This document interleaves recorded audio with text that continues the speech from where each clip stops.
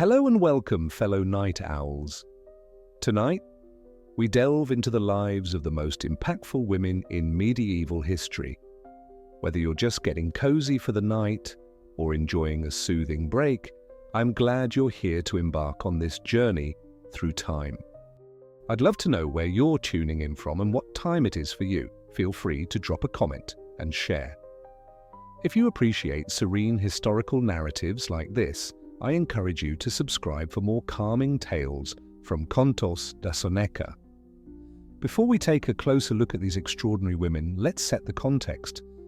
The medieval era, commonly known as the Middle Ages, spanned from the 5th to the 15th century AD in Europe. It was a period of significant transformation, turmoil, and cultural growth, characterized by the rise and decline of empires, the expansion of Christianity, and the birth of new ideas and artistic movements. While men predominantly occupied positions of authority during this time, there were also remarkable women who pushed against societal boundaries to leave an indelible mark on history. Some ruled as queens and empresses, while others made vital contributions to religion, literature, and the arts.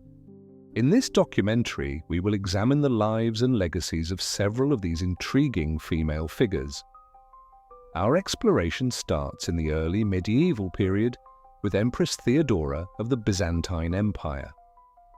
Born around 500 AD into a modest family in Constantinople, Theodora initially worked as an actress and courtesan.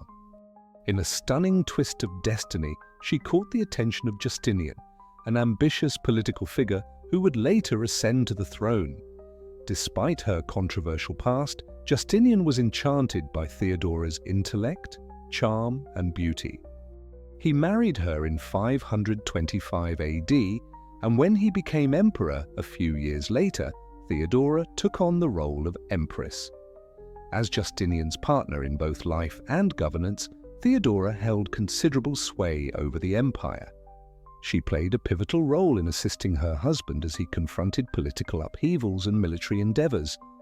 During the Nika riots of 532 AD, when furious crowds sought to topple Justinian, it was Theodora who urged him to remain steadfast and uphold his authority.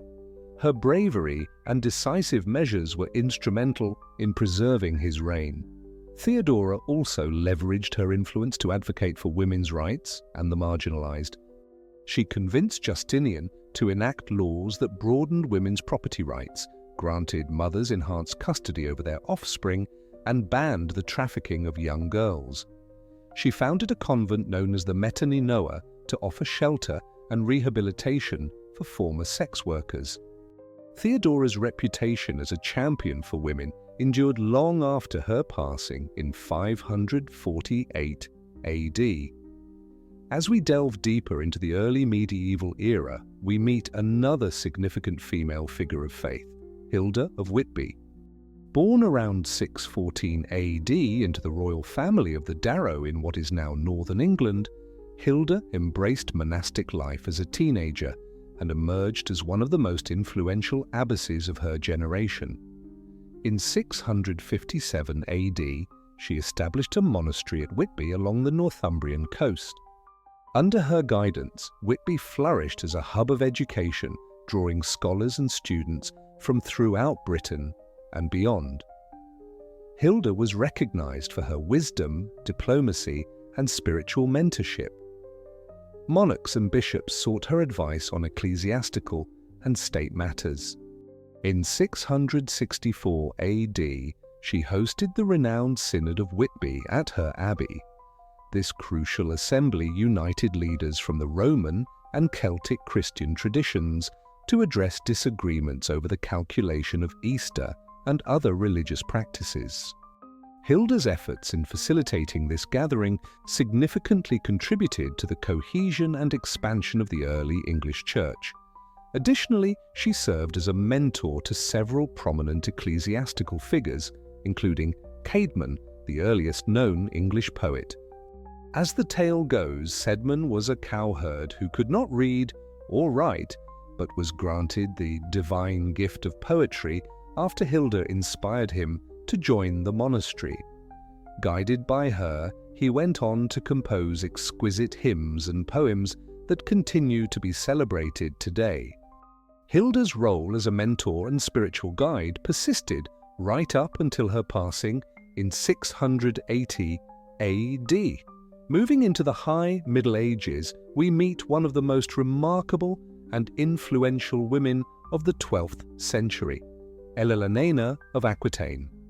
Born circa 1122 AD, she was the firstborn daughter of William X, Duke of Aquitaine, a prosperous and culturally rich area in modern-day southern France.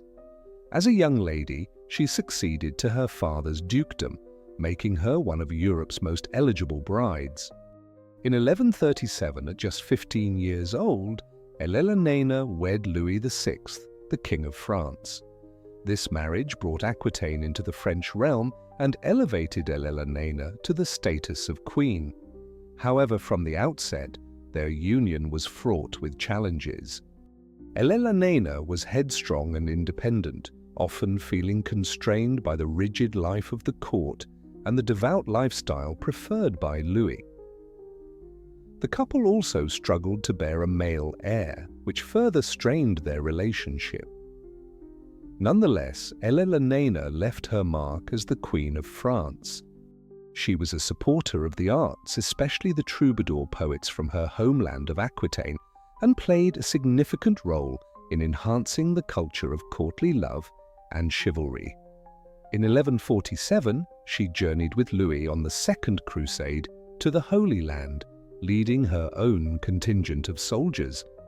Although this crusade did not achieve its military objectives, Eleonora's bravery and resolve were evident in her active participation in the fight. Upon their return to France, the marriage between Eleonora and Louis deteriorated even further. In 1152, they sought an annulment citing consanguinity as the reason. Merely 8 weeks later, Eleonora wed Henry Plantagenet, the youthful Duke of Normandy and Count of Anjou. 2 years later, upon Henry's rise to the English throne, Eleonora was crowned queen once more. In her role as Queen of England, Eleonora maintained considerable political sway. She acted as regent during Henry's military absences and was pivotal in managing their extensive territories, which spanned from the Scottish borders to the Pyrenees. Additionally, she bore Henry 8 children, including 5 sons, 2 of whom would eventually ascend to the English throne.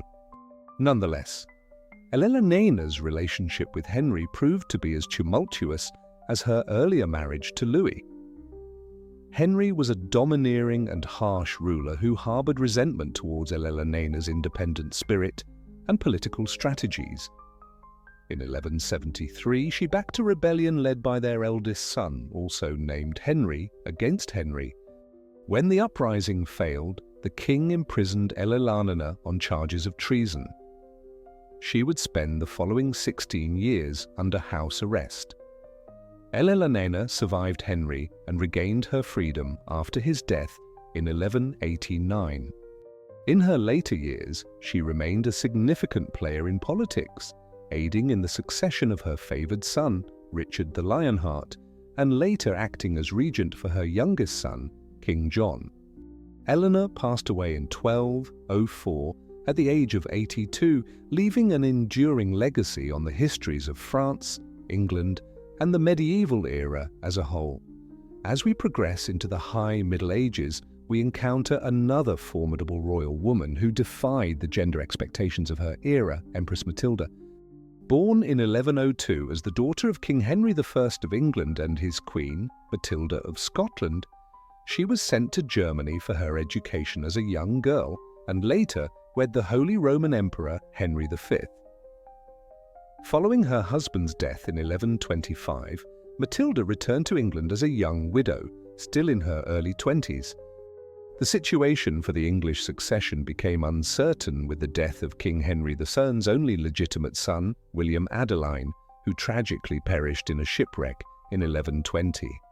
To secure his lineage on the throne, Henry designated Matilda as his successor, and had his barons take oaths of fealty to her. This was an extraordinary decision in a period when women were not seen as fit for leadership. Nevertheless, upon Henry I's passing in 1135, Matilda encountered intense resistance from her cousin Stephen of Blois, who also laid claim to the throne.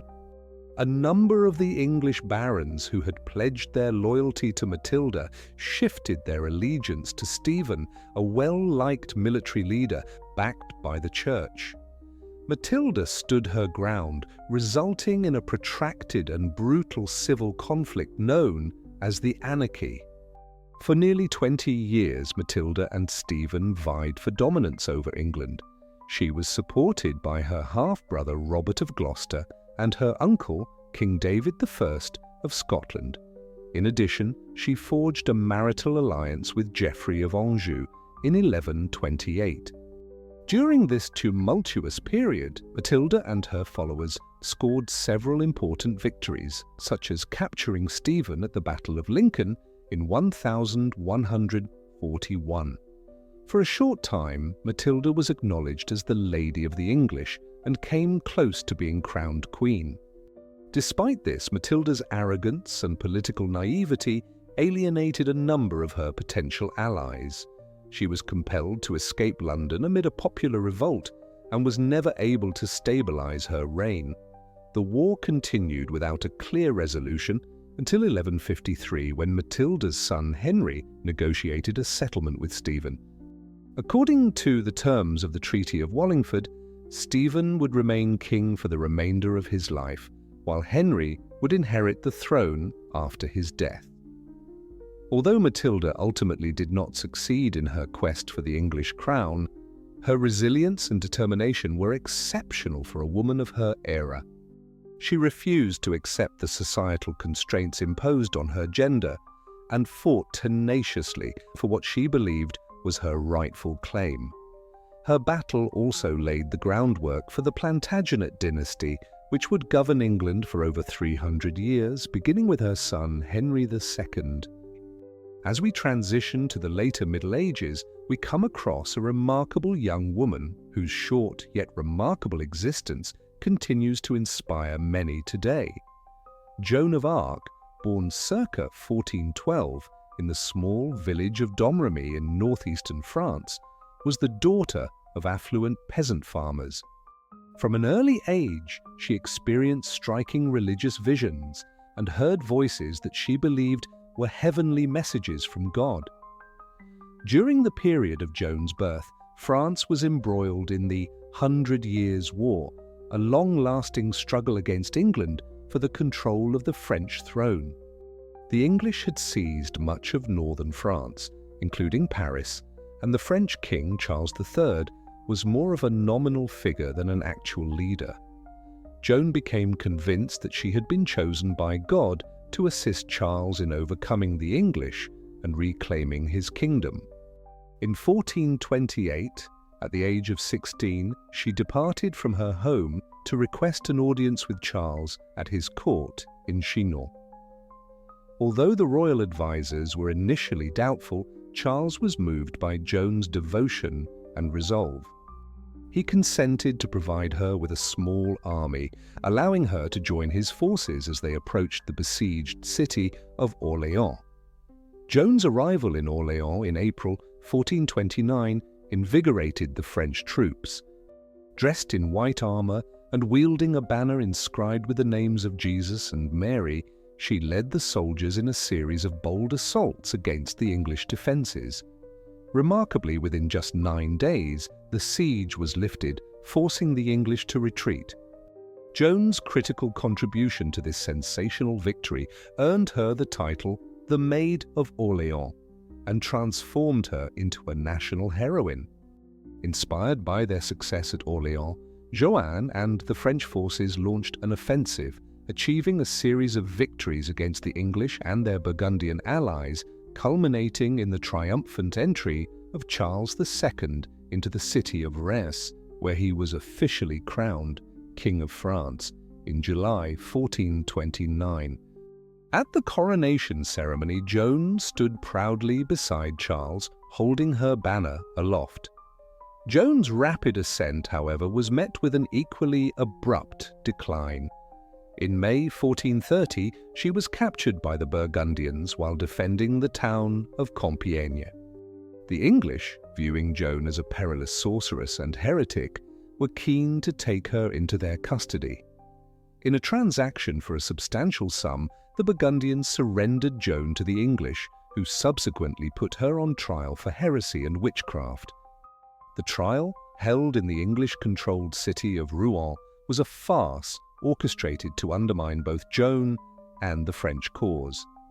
Denied legal representation and subjected to intense interrogations, Joan remained unwavering in her faith and her conviction about the righteousness of her mission. In May 1431, she was convicted and sentenced to death. On the morning of May 30th, at merely 19 years old, Joan was executed by burning at the stake in the historic marketplace of Rouen. Her execution only reinforced her legacy as a martyr and a beacon of French resistance. In the years that followed her death, the momentum of the war began to shift in favor of France. Charles VII, who had failed to rescue Joan from her grim fate, later embraced her memory to galvanize support for his cause. In 1456, a formal retrial instigated by the Pope annulled Joan's conviction, declaring her an innocent victim of a politically driven prosecution. Today, Joan is honored as a saint by the Catholic Church and celebrated as a national heroine of France.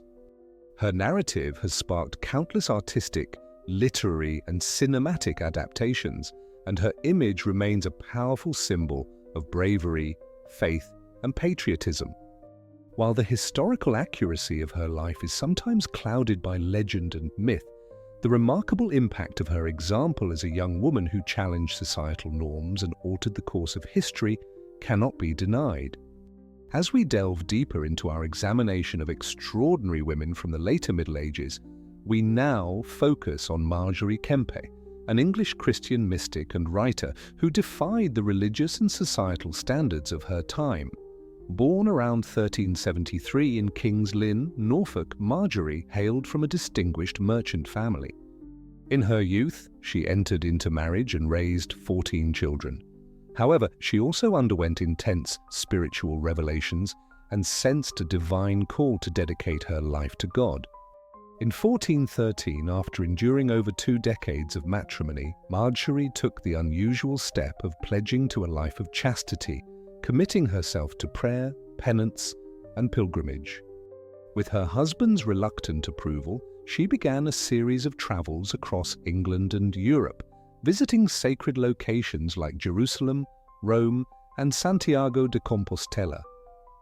Margery's actions during these pilgrimages were often seen as controversial and out of the ordinary. She openly wept during church services, garnering both attention and ridicule from those watching. She openly practiced self-mortification, donning hair shirts and walking barefoot. She even claimed to have private conversations with Jesus, Mary, and other saints, which some perceived as heretical or indicative of demonic influence. Despite the doubts and opposition from religious leaders and fellow travelers, Margery remained steadfast in her spiritual journey. She sought the guidance of esteemed theologians and mystics, including the anchorite Julian of Norwich, who affirmed her experiences and encouraged her to persist along her path. In the 1430s, towards the twilight of her life, Margery dictated her life story to a scribe, resulting in what is now recognized as the Book of Margery Kempe. This remarkable volume, rediscovered only in the 20th century, is considered the first autobiography in the English language. In her writings, Margery shares her spiritual experiences, recounting her encounters with God and the visions she received, alongside her challenges in seeking acceptance in a society that often labeled her a madwoman or heretic. Margery's narrative provides a compelling insight into the inner experience of a medieval woman who dared to defy societal norms and forge her own quest for divine grace. Furthermore, it highlights the enduring impact of literature to safeguard the voices and stories of individuals who might have otherwise faded from historical memory. Although Margery Kempe was not well known or acknowledged during her lifetime, her influence has increased in recent years as researchers and readers have rediscovered her writings. Today, she is celebrated as a trailblazer in the realm of women's spirituality and literature, with her book regarded as a significant work of medieval mysticism and autobiography. As we approach the concluding chapter of our exploration into the lives of notable women from the Middle Ages, we encounter two extraordinary individuals who left a lasting mark on the realms of art, science, and intellectual discourse of their era. The first of these influential women is Christine de Pizan, a French writer and philosopher often recognized as the first professional female author in the Western tradition. Born in Venice around 1364, Christine relocated to Paris as a child after her father, a respected astrologer and physician, was appointed the court astrologer for King Charles V of France. Thriving in the intellectually vibrant environment of the French court, Christine enjoyed an atypically comprehensive education for a woman of her time. She mastered reading and writing in several languages, delved into the classics of ancient literature and philosophy, and cultivated a profound interest in both the arts and sciences. At the age of 15 in 1380, Christine married royal secretary Etienne du Castel. The couple had 3 children and enjoyed a fulfilling marriage until Etienne's tragic passing due to the plague in 1390. Left a widow at just 25, Christine suddenly had to take on the responsibility of providing for her mother, her children, and her niece. Confronted with financial struggles and scarce opportunities, she embraced writing as both a form of personal expression and a means of earning a living. Over the subsequent 30 years, she produced an impressive array of work, encompassing poetry, prose, biographies, and treatises, covering diverse topics from politics and history to religion and mythology. Among her most celebrated and impactful pieces is The Book of the City of Ladies, a prose work released in 1405. In this text, Christine crafts an allegorical city filled with notable women from history and legend, utilizing their narratives to challenge misogynistic beliefs and affirm the intellectual and moral equality of women. Throughout her professional journey, she enjoyed the patronage and backing of influential figures such as the Duke of Burgundy and the French royal family. Her writings garnered widespread readership and acclaim, establishing her as a leading literary figure. As we've seen, the stories of Empress Theodora and Hilda of Whitby illustrate how women could achieve great influence in the early medieval era, both in secular environments and in the church. However, the High Middle Ages witnessed the rise of royal women who wielded even greater power, wealth, and authority across Europe. Perhaps none exemplifies this phenomenon more than Eleonora of Aquitaine. Born around 1122 to William, Duke of Aquitaine, Eleanor inherited one of the most expansive and prosperous regions in France following her father's passing. Already famed for her beauty, grace, and intellect, the young Duchess ascended to become Queen of France at just 15 years old through her marriage to King Louis VI. For a time, Eleanor relished a glamorous existence at the French court, emerging as a prominent patron of the arts, music, and poetry. She is credited with sparking a revival of courtly love, chivalry, and troubadour culture that spread from Aquitaine throughout Europe. A daring and adventurous figure, the Queen even joined her husband on the Second Crusade to the Holy Land in 1147, leading her own group of knights and ladies on the challenging expedition. Nevertheless, Eleanor's strong-willed nature and involvement in political affairs increasingly led to tensions with Louis. After 15 years of a tumultuous marriage that did not result in a male heir, their union was annulled in 1152 due to consanguinity. However, Eleanor would not remain unwed for long. Merely 8 weeks later, she married the young Henry Plantagenet, Count of Anjou and Duke of Normandy, who was destined to be the next King of England. As Queen of England, Eleanor would achieve the peak of her power and influence. She gave birth to 8 children with Henry, including 5 sons, and played a significant role in managing their extensive territories that formed the Angevin Empire. During her husband's frequent absences, Eleanor acted as regent, adeptly overseeing matters of state. She also influenced the education of her offspring, particularly her favourite son, Richard the Lionheart. However, Eleanor's relationship with Henry became progressively strained as she grew resentful of his efforts to curtail her power and distressed by his numerous affairs. A significant break occurred in 1173 when Eleanor encouraged her sons to rebel against their father. The rebellion ultimately failed, and the enraged Henry imprisoned Eleanor for the ensuing 16 years. Yet, even behind bars, Eleanor's indomitable spirit could not be subdued. Following Henry's death in 1189, their son Richard ascended to the throne and commanded her release. Now in her late 60s, Eleanor would continue to exercise power and influence as Queen Mother. With Richard often away on the Third Crusade, she acted as regent in England, striving to gather his ransom after his capture and demanding a substantial amount. During the rule of her younger son John, Eleonora continued to be a formidable presence. Remarkably, at the age of 80, she undertook a journey to Castile to select one of her granddaughters to marry the French heir, aiming to foster peace between England and France.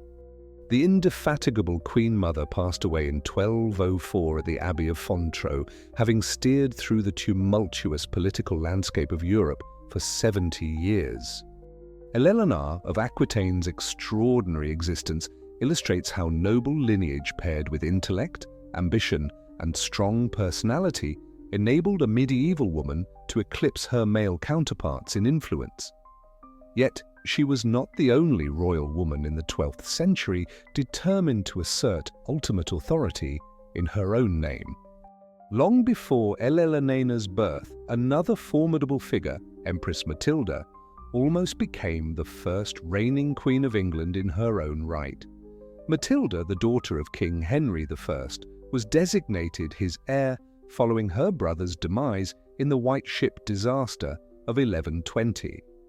To bolster her claim to the throne, Henry compelled his barons to pledge allegiance to Matilda as his successor prior to his death in 1135. Nevertheless, Matilda's cousin, Stephen of Blois, swiftly crossed the Channel from Boulogne and took the crown for himself with the backing of the English Church and numerous nobles. The conflict between Stephen and Matilda escalated into a prolonged civil war known as the Anarchy, lasting nearly 2 decades. Although Matilda initially gained the upper hand and was even declared Lady of the English in 1141, her haughty demeanour alienated many of her supporters. After being driven out of London by an irate mob and besieged in Oxford Castle, Matilda ultimately had to flee back to France. Although Matilda never managed to fully seize the crown from Stephen, it was her son, Henry Plantagenet, who ultimately ascended to the throne as Henry II, establishing the renowned Angevin.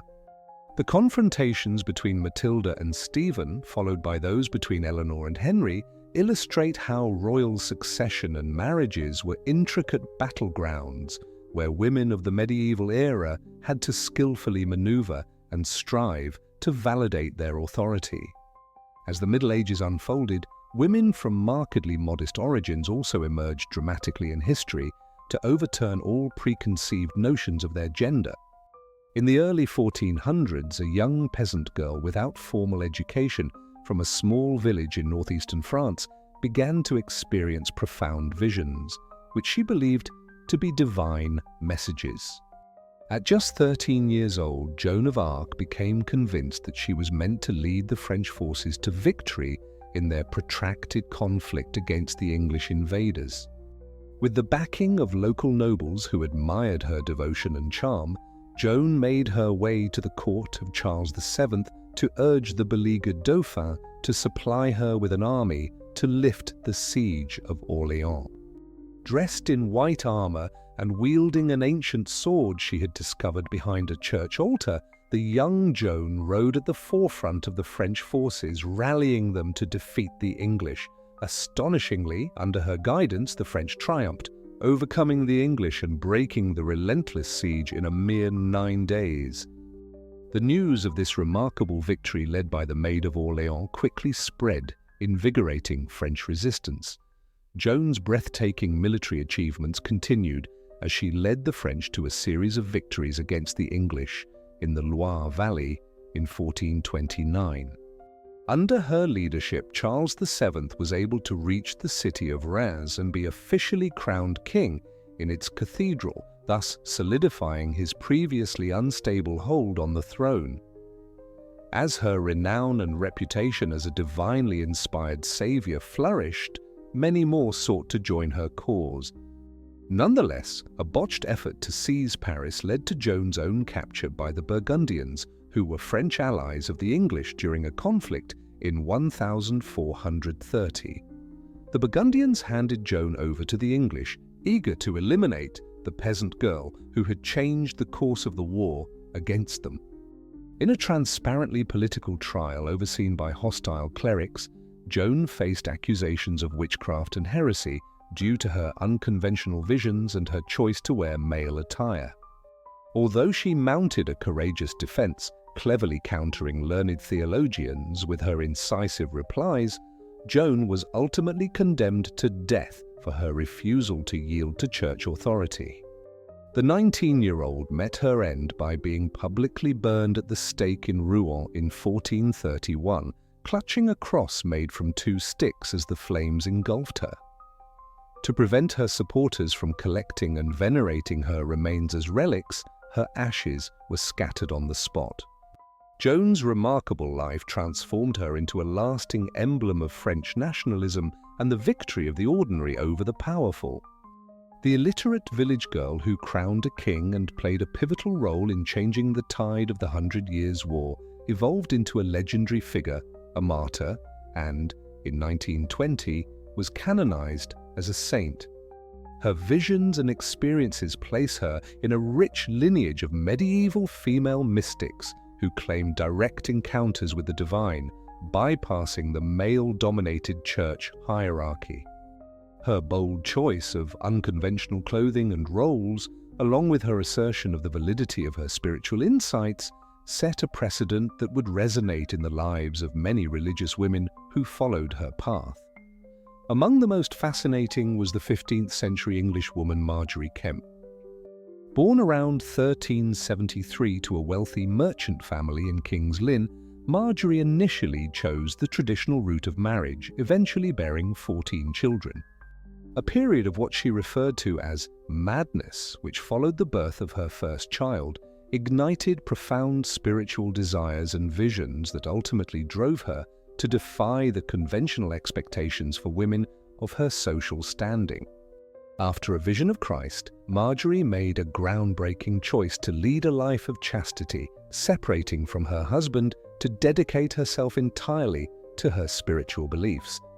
Embarking on numerous pilgrimages, she ventured extensively throughout England and Europe, visiting sacred locations such as Canterbury, Rome, Jerusalem, and Santiago de Compostela.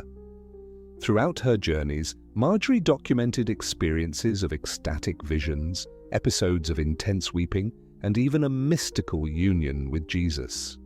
Refusing to keep her spiritual experiences private, she passionately preached her message in public spaces, and as a woman addressing crowds about her visions and guiding them in their faith, she committed a profoundly subversive act in a society where the religious public domain was completely governed by male leaders.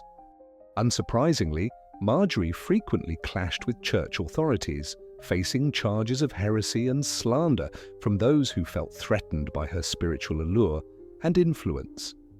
Remarkably, despite being illiterate, Margery became the author of the earliest known autobiography in the English language. Lacking the ability to read or write, she dictated her life story, which is recognized as the Book of Margery Kempe, around the year 1436. This text vividly captures not only her deeply visionary encounters, but also the vibrant details of her experiences and challenges. It provides a captivating glimpse into the inner life of a medieval woman empowered by her individualized connection to the divine. While Joan of Arc and Margery Kempe discovered their voices through visions and spiritual callings, other women from the late Middle Ages emerged at the forefront of literary and intellectual circles through the strength of their writings. During an era when the majority of writers were men, primarily clerics, a select group of remarkable women emerged as significant thinkers and authors. Among them, Christine de Pin, often hailed as Europe's first professional female writer, stands out. Born in Venice circa 1364, Christine relocated to Paris in her early childhood when her father became the court astrologer for King Charles V. Thanks to her father's progressive views, she received an unusually comprehensive education for a girl of that time and developed an early passion for literature and learning. At 15, Christine married and initially embraced the role of a satisfied wife and mother. However, tragedy struck when her husband passed away unexpectedly a decade later, followed closely by the deaths of her father and the king. Suddenly responsible for herself and her 3 young children, Christine turned to writing as a means of financial support, an almost unprecedented route for a woman in her era. She rapidly gained acclaim and support from noble patrons for her deftly crafted love poems and ballads that honored great leaders. This newfound recognition allowed her to navigate elite social circles, serving as a court writer for various French dukes and corresponding with an English earl. Her renown spread beyond France as copies of her works reached libraries in England, Burgundy, and even Spain. Yet, Christine represented far more than an entertainer for the upper class. Her later writings showcase her as a passionately committed thinker intent on advocating for women facing widespread misogyny of her time. Books such as The Book of the City of Ladies and The Treasure of the City of Ladies fiercely criticized male authors who belittled women, persuasively arguing for their intellectual and moral equality while presenting illustrious examples of women throughout history. Through her extensive body of work, which includes around 40 pieces, Christine de Pin significantly contributed to establishing a prominent female voice within the male-centric literary landscape of the medieval era. Her passionate advocacy for women's potential laid the groundwork for future proto-feminist thinkers and nurtured the emergence of a burgeoning movement aimed at women's education and empowerment. Christine's extraordinary achievements as a self-reliant writer illustrated that the written word could serve as a potent means for women to assert their authority and independence. The intellectual impact of women during the medieval era transcended literature, extending into areas such as science, medicine, and music. One of the most remarkable intellectual figures of the 12th century was the German Benedictine abbess Hildegard of Bingen. A true polymath and composer, Hildegard epitomized the Renaissance ideal long before the Renaissance itself. The 10th child born into a noble family, she was devoted to religious life from an early age, entering a monastery at Disibodenberg when she was just 8 years old. Throughout her childhood, she experienced mystical visions that she would later document in various theological texts. Elected abbess in 1136, Hildegard went on to establish 2 monasteries where her talents as a spiritual leader, naturalist, and healer flourished. A prolific letter writer, she provided counsel to kings, emperors, popes, and common citizens alike who sought her guidance. Her correspondence illustrates her diverse interests spanning church reform, politics, medicine, and the natural world.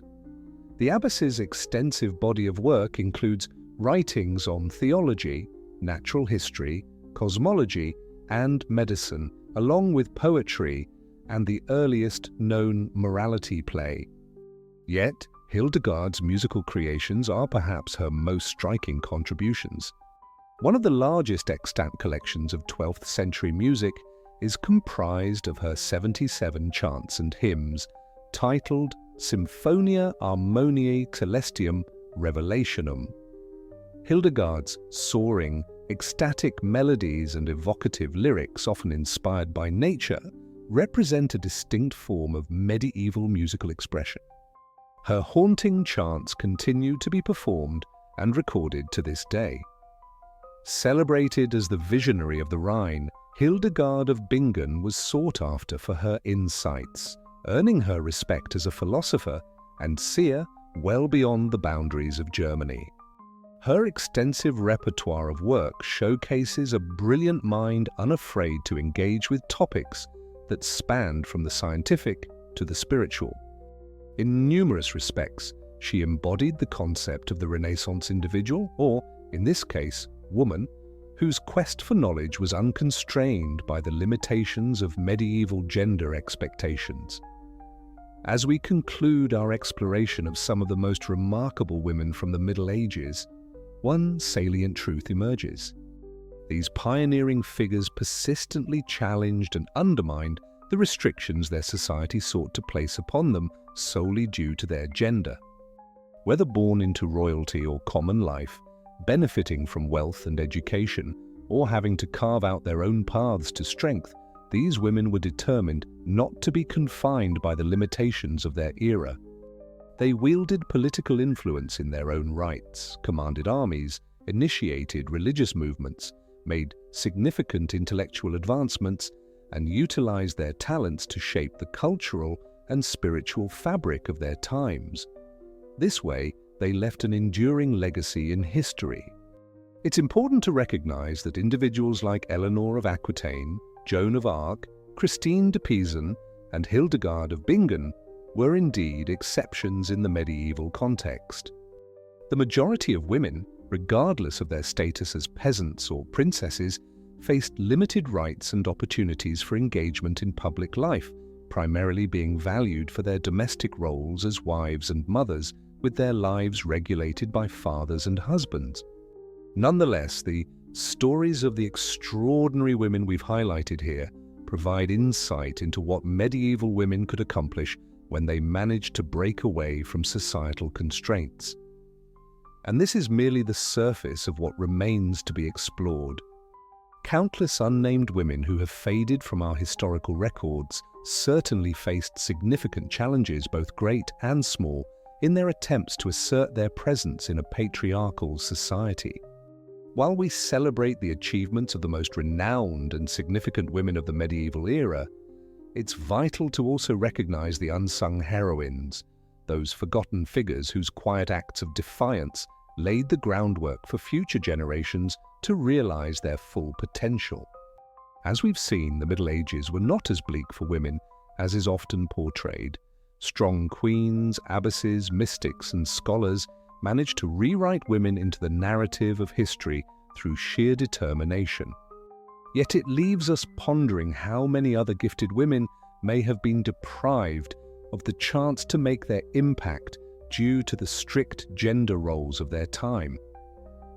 A key takeaway from our exploration of notable medieval women is that creativity, ambition, and leadership transcend gender.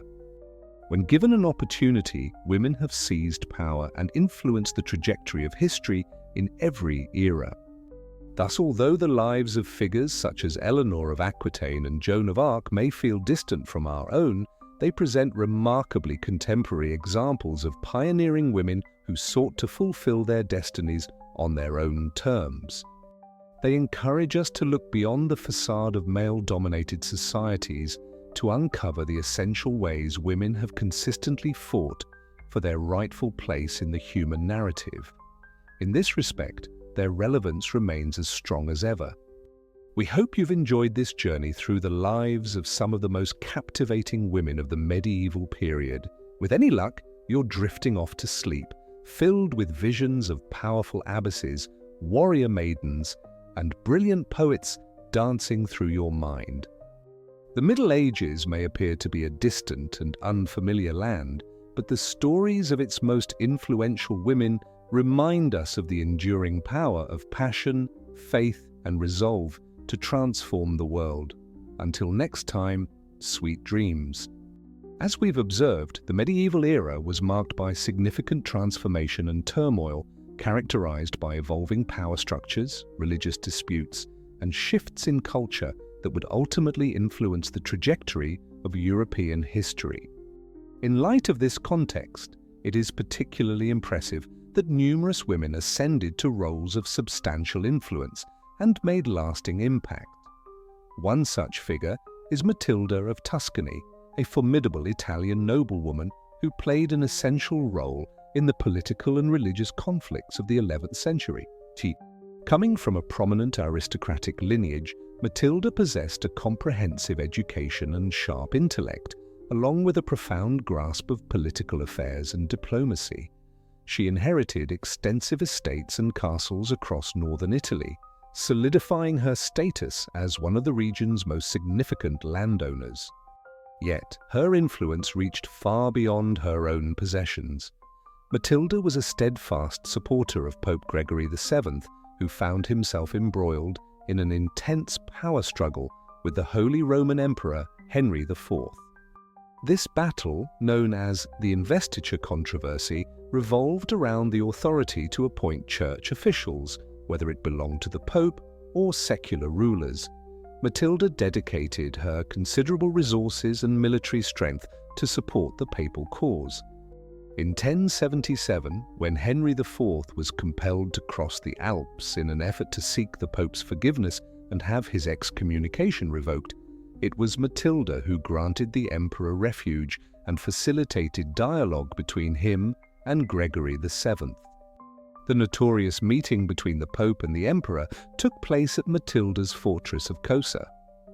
Although a temporary peace was achieved, hostilities quickly resumed, with Matilda leading forces in defense of the papacy.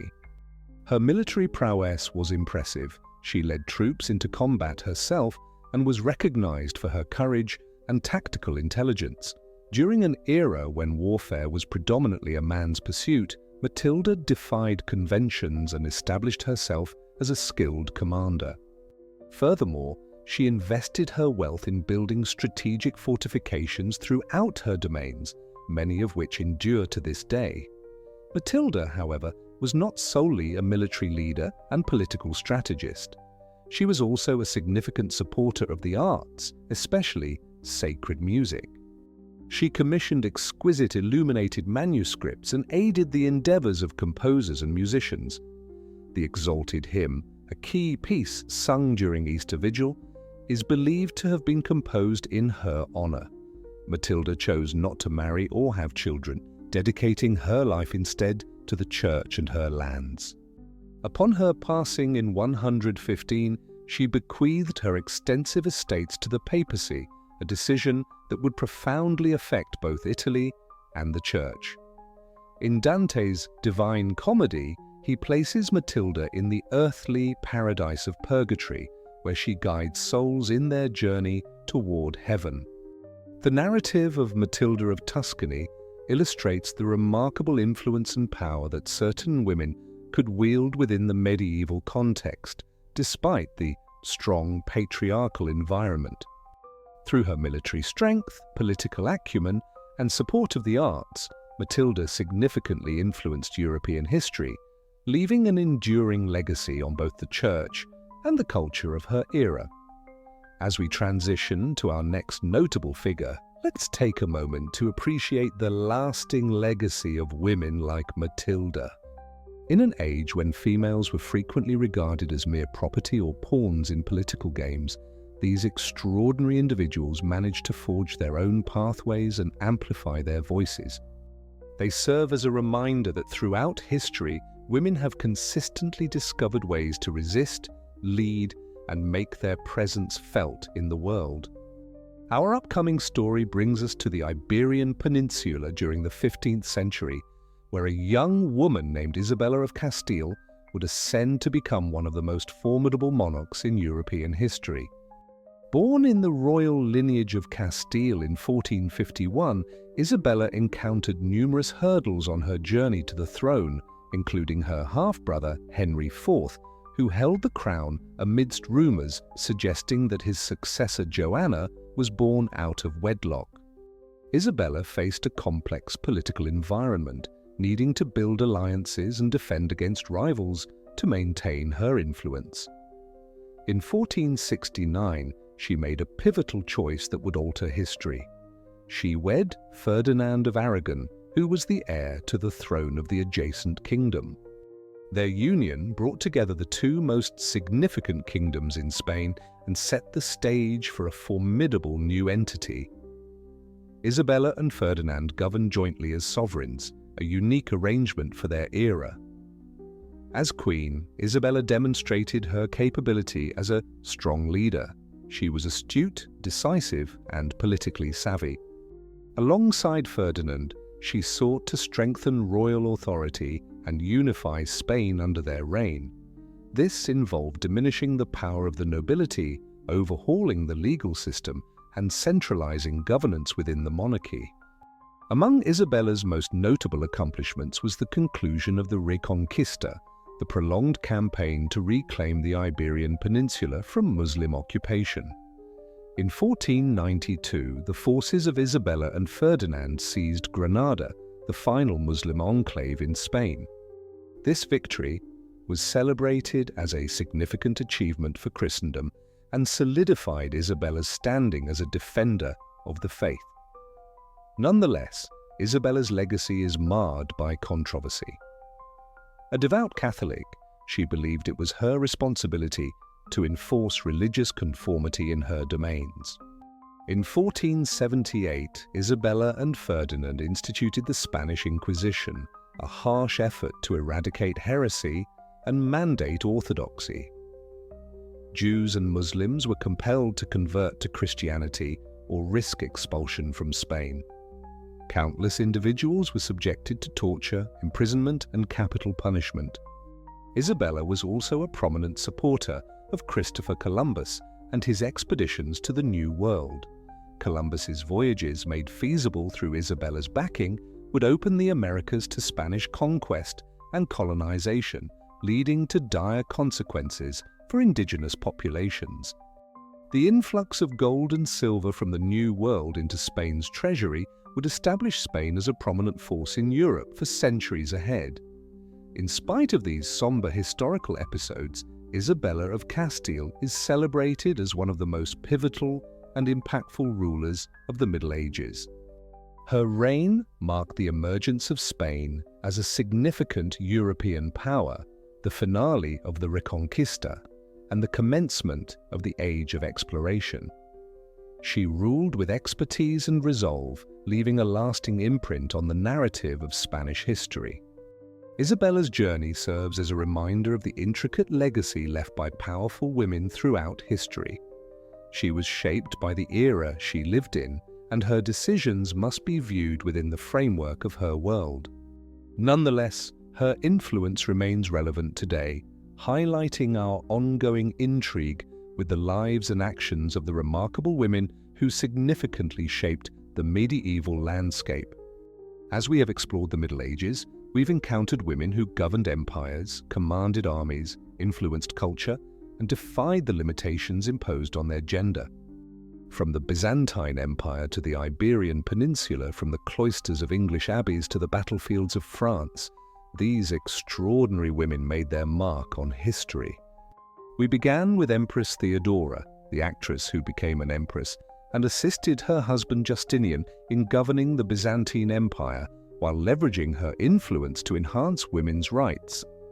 We also learned about Hilda of Whitby, the sagacious abbess sought after by kings and bishops, and Eleonora of Aquitaine, the queen presiding over courts of love, who played a crucial role in sparking a renaissance in arts and education. We explored the story of Matilda, the empress who contested for the English crown, alongside Joan of Arc, the peasant girl transformed into a military visionary. We discovered Margery Kempe, whose spiritual autobiographical texts challenged the church, and Christine de Pizan, whose writings defended women and nurtured a female literary tradition. We were in awe of the polymathic brilliance of Hildegard of Bingen and the political and military capabilities of Matilda of Tuscany. We also examined the intricate legacy of Isabella of Castile, the queen who united Spain, completed the Reconquista, and laid the groundwork for a global empire. A common theme emerges throughout these narratives: the unwavering resolve of women to ensure their voices resonate and their presence is acknowledged, even within the limitations of a patriarchal society. These women were pioneers and trailblazers, challenging norms and expectations to influence the trajectory of history.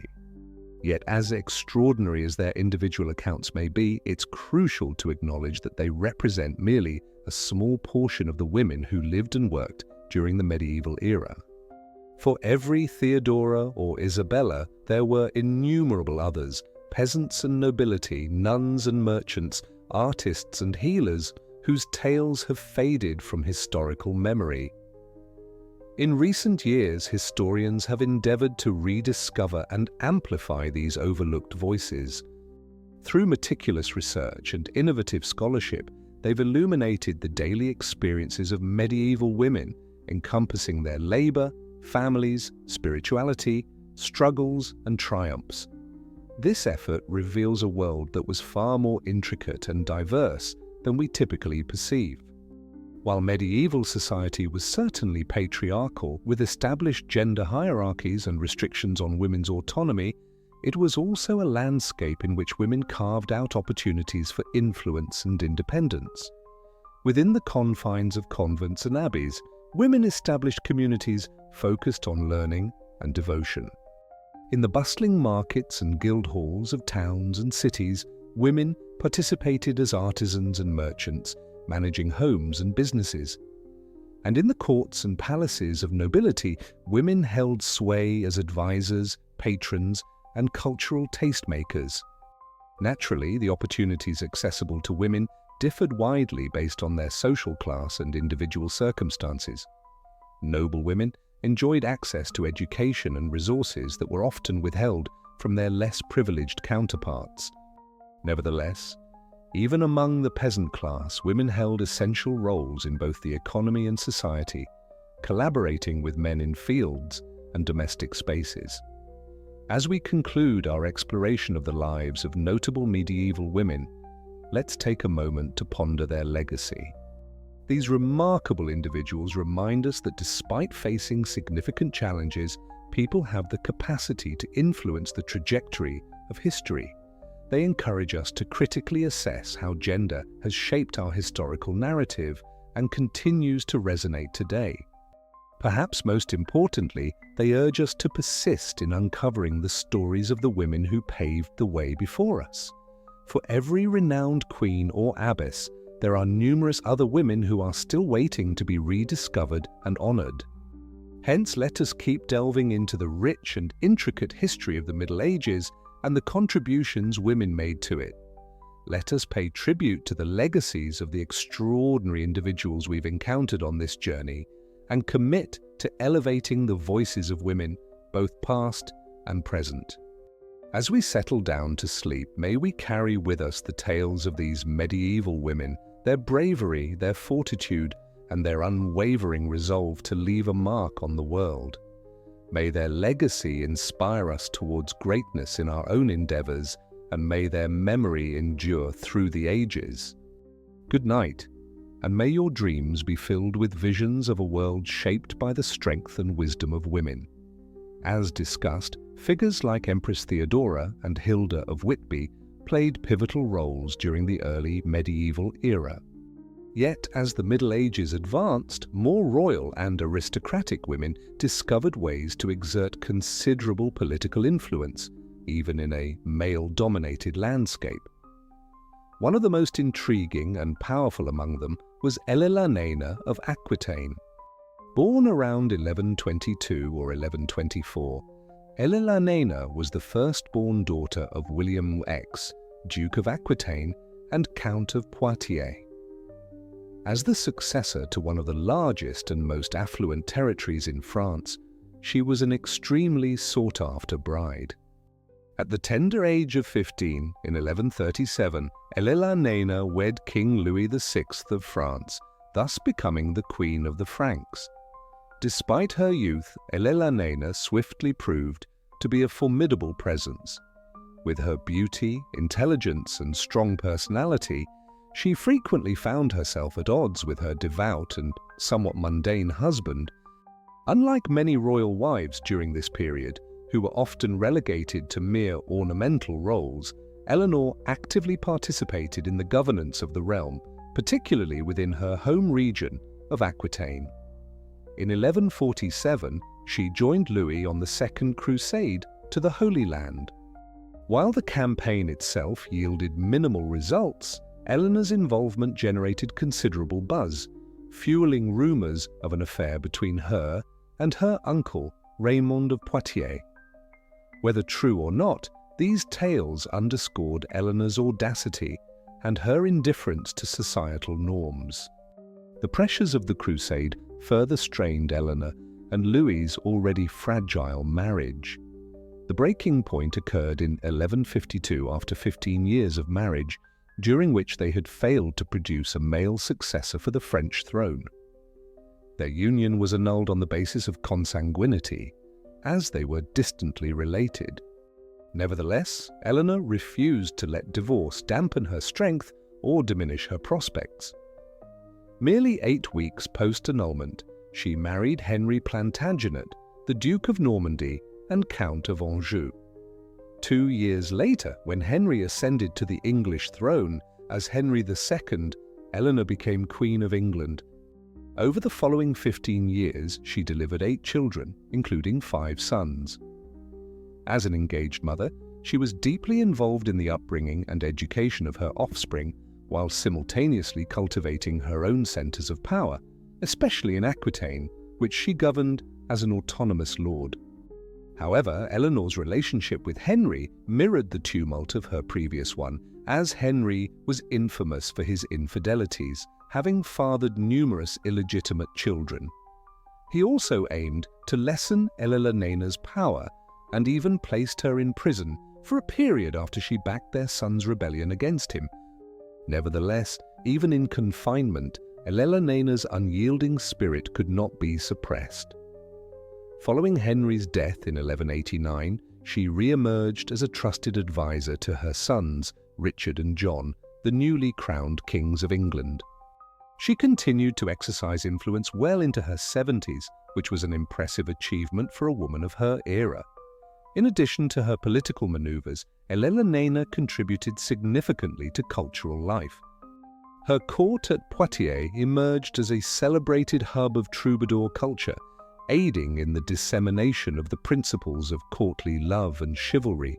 She was a patron of the arts and literature, and may have commissioned the famed Court of Love, where knights and ladies engaged in debates on romantic dilemmas. Eleonora of Aquitaine's remarkable journey showcases how a select few extraordinary women could transcend the limitations of their time and leave an enduring impact on history.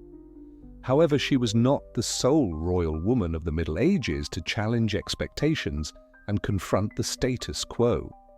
Another notable figure is Empress Matilda, born in 1102 as the daughter of King Henry I of England. Upon Henry's death in 1135 without any other legitimate heirs, he had designated Matilda as his successor. Yet, in a society where a woman's rule was still largely unthinkable, the barons hesitated to accept her. Instead, they rallied behind Matilda's cousin Stephen of Blois, who swiftly claimed the throne. Matilda, however, was unwilling to accept what she viewed as the usurpation of her rightful inheritance. With her husband Geoffrey of Anjou's support, she initiated a campaign to dethrone Stephen and assert her claim to the crown. This ignited a protracted civil war known as the Anarchy. For nearly 2 decades, Matilda and Stephen battled for control of England in a conflict characterized by shifting alliances, betrayals, and intermittent violence. While she achieved some noteworthy successes, even momentarily gaining control over London, Matilda was ultimately unable to decisively defeat her opponent. In the end, a settlement was established in which Stephen would continue as king, but Matilda's son Henry would follow him in succession.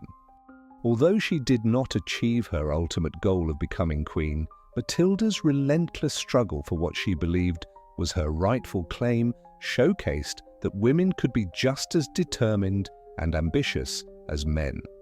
During the 12th century, as Matilda fought for the crown of England and Eleonora of Aquitaine ruled a considerable portion of France, other women were also carving out their own paths, often against overwhelming odds. As the late Middle Ages approached, the conditions were ripe for more women to challenge societal expectations and gender roles. Some, such as Joan of Arc in the 15th century, would do this through extraordinary acts of military skill and deep spiritual belief. Others, including the mystic Margery Kempe and writer Christine de Pizan, would break new ground in the fields of religion and literature. Before we delve into their stories, it's essential to consider the wider context in which these women lived and fought. The High and Late Middle Ages were marked by significant transformation and turmoil across Europe. The Crusades, predominantly driven by men, had introduced Europeans to unfamiliar lands, cultures, and ideas, while also unsettling old certainties and creating fresh chances for social advancement. The rise of towns and trade was gradually undermining the foundations of the feudal system. The emergence of universities fostered a new wave of learning and intellectual growth. Additionally, the Black Death of the 14th century had tragically reduced the population, disrupting traditional power and labor structures. In this dynamic and evolving environment, some women were able to grasp unprecedented opportunities and challenge long-standing limitations. They achieved this not just through personal acts of bravery or resistance, but also by navigating and occasionally challenging the institutions and ideologies prevalent in their era. Take, for instance, the medieval church. Although it was predominantly patriarchal, it still provided women with certain pathways to influence and independence. Convents and monasteries emerged as sanctuaries where women could engage in education, nurture their spirituality, and even assume authority as abbesses. Female saints and mystics, often met with skepticism by church leaders, could nonetheless cultivate popular support and influence religious discussions. In a similar vein, the courtly culture of the later Middle Ages, with its focus on chivalry and romantic love, granted some elite women a degree of power and respect. As patrons of the arts, hosts of salons, and objects of chivalric adoration, noble women played a role in shaping the cultural landscape of their time, despite their general exclusion from formal political authority. For the vast majority of women in medieval society, life was a continual battle against poverty, illness, and the rigid structures of a profoundly unequal social order. Peasant women worked side by side with their husbands in the fields, faced the high mortality rate of their children, and had scant legal or social protections. In urban areas, women engaged in various occupations as servants, artisans, and sex workers, often existing on the fringes of respectable society. Yet even within the lower classes, some outstanding women managed to raise their voices above the fray. One such example is Margery Kempe, a middle-class housewife from King's Lynn in England. Born around 1373, she married at the age of 20 and gave birth to 14 children. Following the birth of her first child, Margery underwent a spiritual awakening that would change the course of her life. Convinced she was divinely called to a life devoted to God, she embarked on a series of pilgrimages to sacred sites across Europe and the Middle East. She asserted that she experienced visions of Jesus and the Virgin Mary, participating in public episodes of intense prayer and weeping that often unsettled those around her. Margery's unconventional conduct and claims of spiritual leadership led to clashes with both secular and religious authorities. She faced accusations of heresy, was threatened with execution by fire, and was frequently rebuked by clergy who viewed her as a troubling presence. Despite this, Margery remained committed to her unique pursuit of holiness. In her later years, she recounted her experiences to a scribe, resulting in what is frequently regarded as the first autobiography written in English. Although it wasn't published until centuries after her passing, Margery's work provides a rare look into the inner thoughts of a medieval woman wrestling with matters of faith, self-identity, and personal expression. Similarly, Christine de Pizan was another woman who bravely asserted her voice in a society often determined to suppress female expression. Born in Venice around 1364, Christine was raised in the court of King Charles V of France, where her father served as the royal astrologer and physician. Unlike many girls of her time, Christine was given a comprehensive education, studying Latin, philosophy, and literature. At just 15, in 1379, she married a royal secretary named Etienne de Castel. The couple had 3 children and enjoyed a joyful marriage until Etienne's unexpected death in 1389. As a widow at 25, Christine found herself in a vulnerable situation. Without a male guardian and facing limited financial options, she had to consider her uncertain future in a society that provided few solutions for women in her circumstances. Rather than remarrying or entering a convent, Christine bravely chose to sustain herself and her family through her writing. Over the next 30 years, Christine would create a remarkable array of works, encompassing poetry, prose, alongside political and philosophical treatises. She garnered the support of influential nobles such as the Duke of Burgundy and the Duke of Berry, who respected her intellect and literary talent. Yet Christine was more than merely a court poet or a defender of the status quo. She emerged as a vocal proponent of women's rights and a staunch opponent of misogyny. In her notable works, including The Book of the City of Ladies and The Treasure of the City of Ladies, she confronted the widespread anti-feminist sentiments of her era while honoring the achievements of remarkable women throughout history. Christine's advocacy for women is especially commendable considering the pervasive sexism in medieval society. Many male authors and thinkers of the period viewed women as intrinsically inferior, often susceptible to moral failings and temptation. They cited biblical and classical sources to claim that women should be subordinate to men and relegated to domestic roles. Christine fiercely challenged these beliefs, asserting that women possessed equal potential for virtue, knowledge, and leadership as men did. She cited examples of female saints, scholars, and leaders to bolster her argument and encouraged women to develop their intellectual capacities and talents, rejecting the restrictive roles society imposed upon them. In many respects, Christine de Pizan was a pioneer ahead of her time. Her appeals for gender equality and female empowerment resonate with contemporary feminist manifestos. Nevertheless, she also embodied the characteristics of her medieval milieu, significantly shaped by the chivalric ideals and courtly culture of her age. Like other remarkable women of the Middle Ages, Christine navigated a multifaceted and often paradoxical social environment. While she benefited from the patronage and protection of powerful men, she still challenged the entrenched misogyny prevalent among many of her male peers, operating within the norms of courtly literature while subtly undermining them to promote her own beliefs. Christine's legacy, much like that of numerous medieval women, exemplifies resilience, adaptability, and quiet defiance.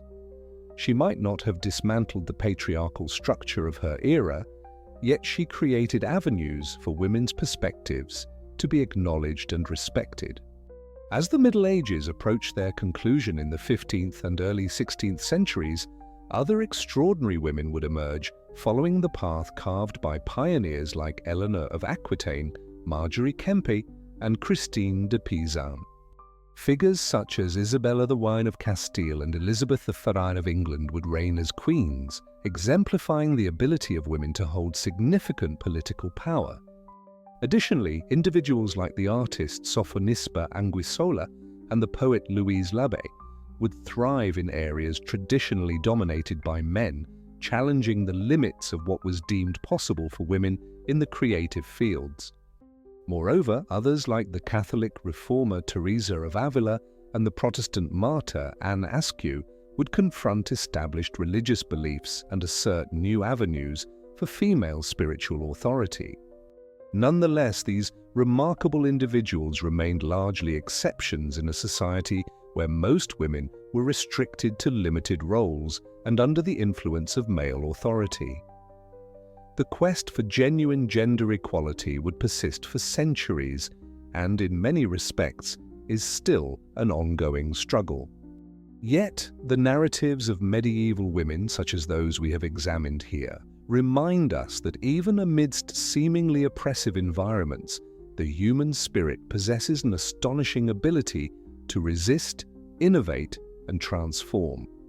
These women may have existed in a distant and often unfamiliar past, but their legacies continue to inspire and provoke thought in the present. Throughout our exploration of the lives and impacts of some of the most significant women of the Middle Ages, several key themes have surfaced. We have observed how women were capable of wielding influence and power through both overt and subtle means, acting as rulers, patrons, mystics, and authors. We've explored their ability to defy traditional gender roles and expectations, even while navigating the limitations posed by a patriarchal society. More crucially, we've recognized that the narratives of medieval women are not mere historical oddities or afterthoughts, but essential components of the broader human narrative. They serve as a reminder of the remarkable diversity and intricacy of our past, illustrating how individuals can influence the trajectory of history even against overwhelming challenges. Our examination of medieval womanhood, however, is not comprehensive. For every Eleonora of Aquitaine or Christina d'Assouan, innumerable other women and their achievements have faded from memory. Moreover, even for those whose stories have endured, there remains a wealth of insights yet to uncover. This ongoing quest is perhaps part of the undeniable allure of studying history. The deeper we delve, the more we uncover and the more we appreciate the richness and complexity of human experiences throughout time and space. As we wrap up our exploration of medieval women's lives, it is essential to consider what lessons their stories might offer us today. In a world still wrestling with issues related to gender inequality and social justice, the examples of women who stood against the norm and claimed their agency during tough times can serve as powerful sources of inspiration and hope. They remind us that change is achievable, even in the face of seemingly insurmountable obstacles. They highlight the significance of individual action and the necessity of standing firm in one's convictions. Furthermore, they underscore that the ongoing struggle for a fairer and more just world depends on the dedication of every generation. As we reflect on the extraordinary women of the Middle Ages, let us also envision a future where their principles of equality, empowerment, and human dignity are realized more fully. Let us pay tribute to their legacies by pursuing the endeavors they initiated and by aiming to forge a world where every individual, irrespective of gender, has the chance to prosper and reach their utmost potential.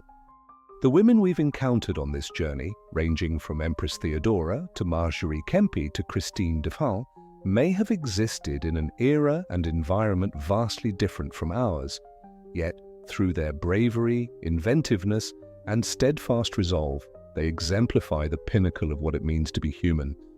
They are not merely figures of history, but guiding lights for the future.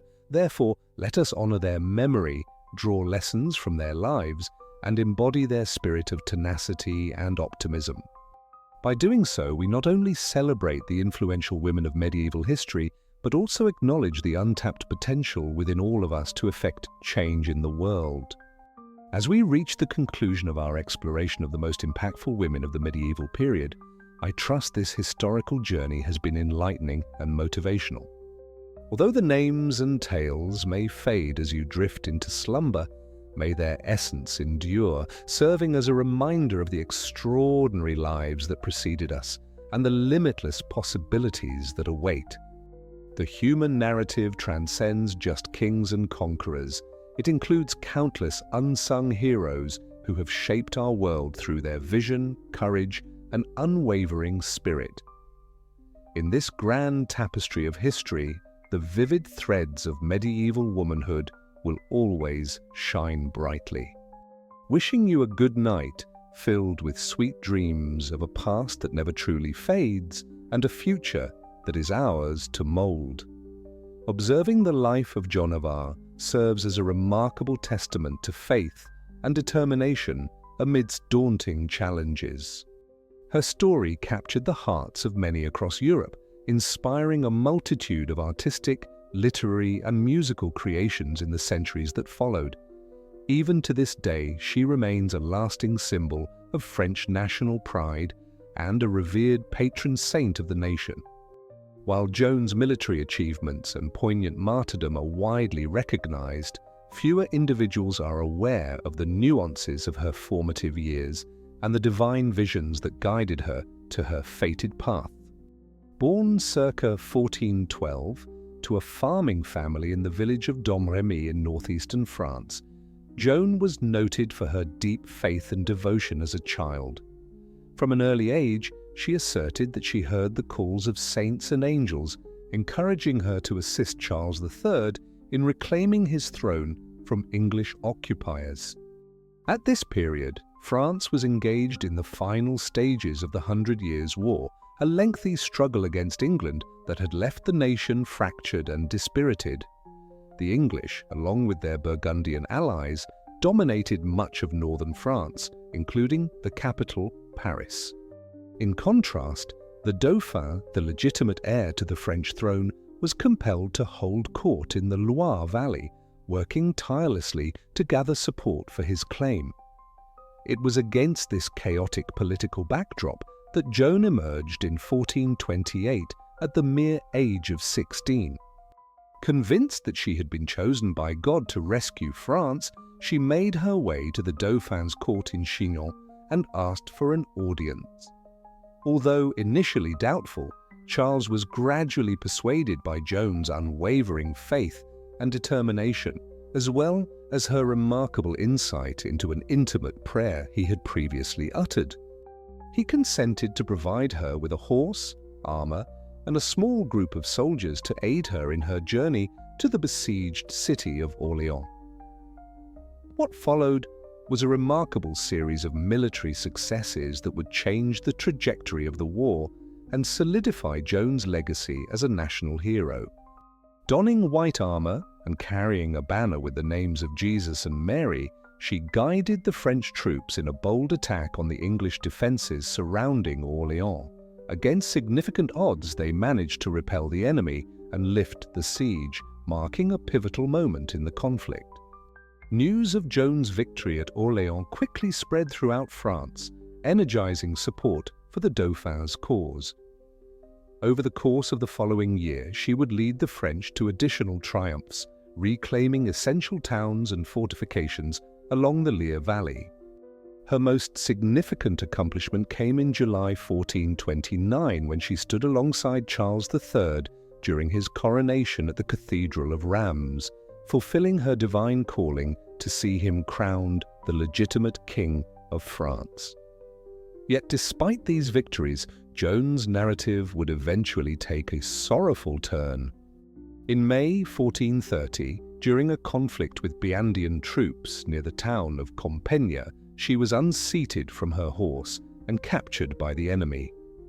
The Byzantines turned her over to their English allies, who viewed her as a perilous heretic and a threat to their claims on the French throne. Joan was put on trial by an ecclesiastical court in the city of Rouen, accused of witchcraft, heresy, and wearing male attire. The trial, which spanned several months, was farcical from the beginning, with the judges intent on convicting Joan regardless of the evidence presented. Despite her steadfast defense of her actions as inspired by divine purpose, she was ultimately found guilty of heresy and sentenced to execution. On May 30th, 1431, at the mere age of 19, Joan was burned at the stake in the historic market square of Rouen, her ashes scattered into the Seine River. Nevertheless, even in death, Joan's legacy persisted. In the ensuing years, as the momentum of the war began to shift in favor of France, she became regarded as a national martyr and a symbol of French resistance to foreign domination. In 1456, a retrial instigated by Pope Sixtus III annulled the previous verdict, declaring Joan an innocent victim of corrupt political machinations. Nearly 5 centuries after her death, she was canonized as a saint by the Catholic Church in 1920. Today, Saint Joan of Arc is honored not only as a military hero and martyr for her faith, but also as a feminist symbol, a young woman who challenged the patriarchal norms of her era to carve her own path and leave a lasting impact on history. Her narrative continues to motivate individuals globally, serving as a powerful reminder of the lasting strength found in courage, devotion, and the resilient human spirit. As we shift our focus from Joan of Arc's inspiring story, our attention now turns to another extraordinary woman who profoundly influenced the medieval era, though through a markedly different lens. Margery Kempe was an English Christian mystic and writer from the early 15th century, roughly parallel to Joan's lifetime. Unlike Joan, whose life ended tragically young, Margery enjoyed a lengthy and dynamic existence spanning around 7 decades, leaving behind a distinctive literary heritage. Born circa 1373 into a prosperous merchant family in King's Lynn, Norfolk, Margery displayed signs of remarkable intelligence and strong will from a young age. At 20, she wed local resident John Kempe and gave birth to 14 children, yet only one reached adulthood. It was during her domestic years that Margery began experiencing vivid spiritual visions that would come to characterize her adult life. She described these visions as dialogues with Jesus Christ, the Virgin Mary, and various saints and angels. Margery recounted being transported to significant biblical events, including the Nativity and Crucifixion, where she was often so moved that she would weep uncontrollably. Additionally, she shared physical sensations such as the taste of Christ's blood in her mouth and the sensation of his body near hers. While such mystical experiences were not uncommon among women mystics of her time, what distinguished Margery was her unwavering desire to share these visions with a broader audience. At a time when women were generally expected to be quiet and obedient, she undertook numerous pilgrimages to sacred sites throughout Europe, including Rome, Jerusalem, and Santiago de Compostela in Spain. Everywhere she traveled, she spread her message of divine love and redemption, often leaving local authorities astonished. Margery's unconventional conduct and candid opinions soon put her at odds with the church. She faced accusations of heresy multiple times and was even summoned to an ecclesiastical court in York. Yet, on each occasion, she skillfully defended herself and evaded severe consequences, largely due to her sharp intellect and her ability to reference scripture and church teachings in her justification. Perhaps her most lasting contribution, however, is the work that is named after her, the Book of Margery Kempe. This was dictated to a scribe in the 1430s when Margery was in her 60s. The book is frequently regarded as the first autobiography in the English language. Within its pages, she narrates her life journey with striking clarity, detailing her early battles with depression and temptation and her later years as a revered mystic and pilgrim.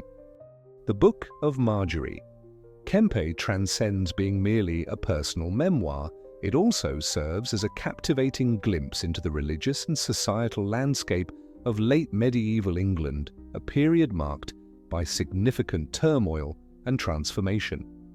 Through Margery's perspective, we observe the tensions and paradoxes of a society wrestling with issues of faith, gender, and authority. We experience the Church's influence in shaping and controlling people's lives, yet we also see how individuals like Margery resisted and challenged these conventions. Indeed, Margery Kempe was a woman who was forward-thinking for her era. Her unreserved self-expression, her defiance of gender expectations, and her affirmation of her spiritual experiences establish her as a groundbreaking figure in the history of women's literary and religious thought. While she may not have commanded the same political or military authority as some of the other women we've highlighted, her effect was equally profound and far-reaching.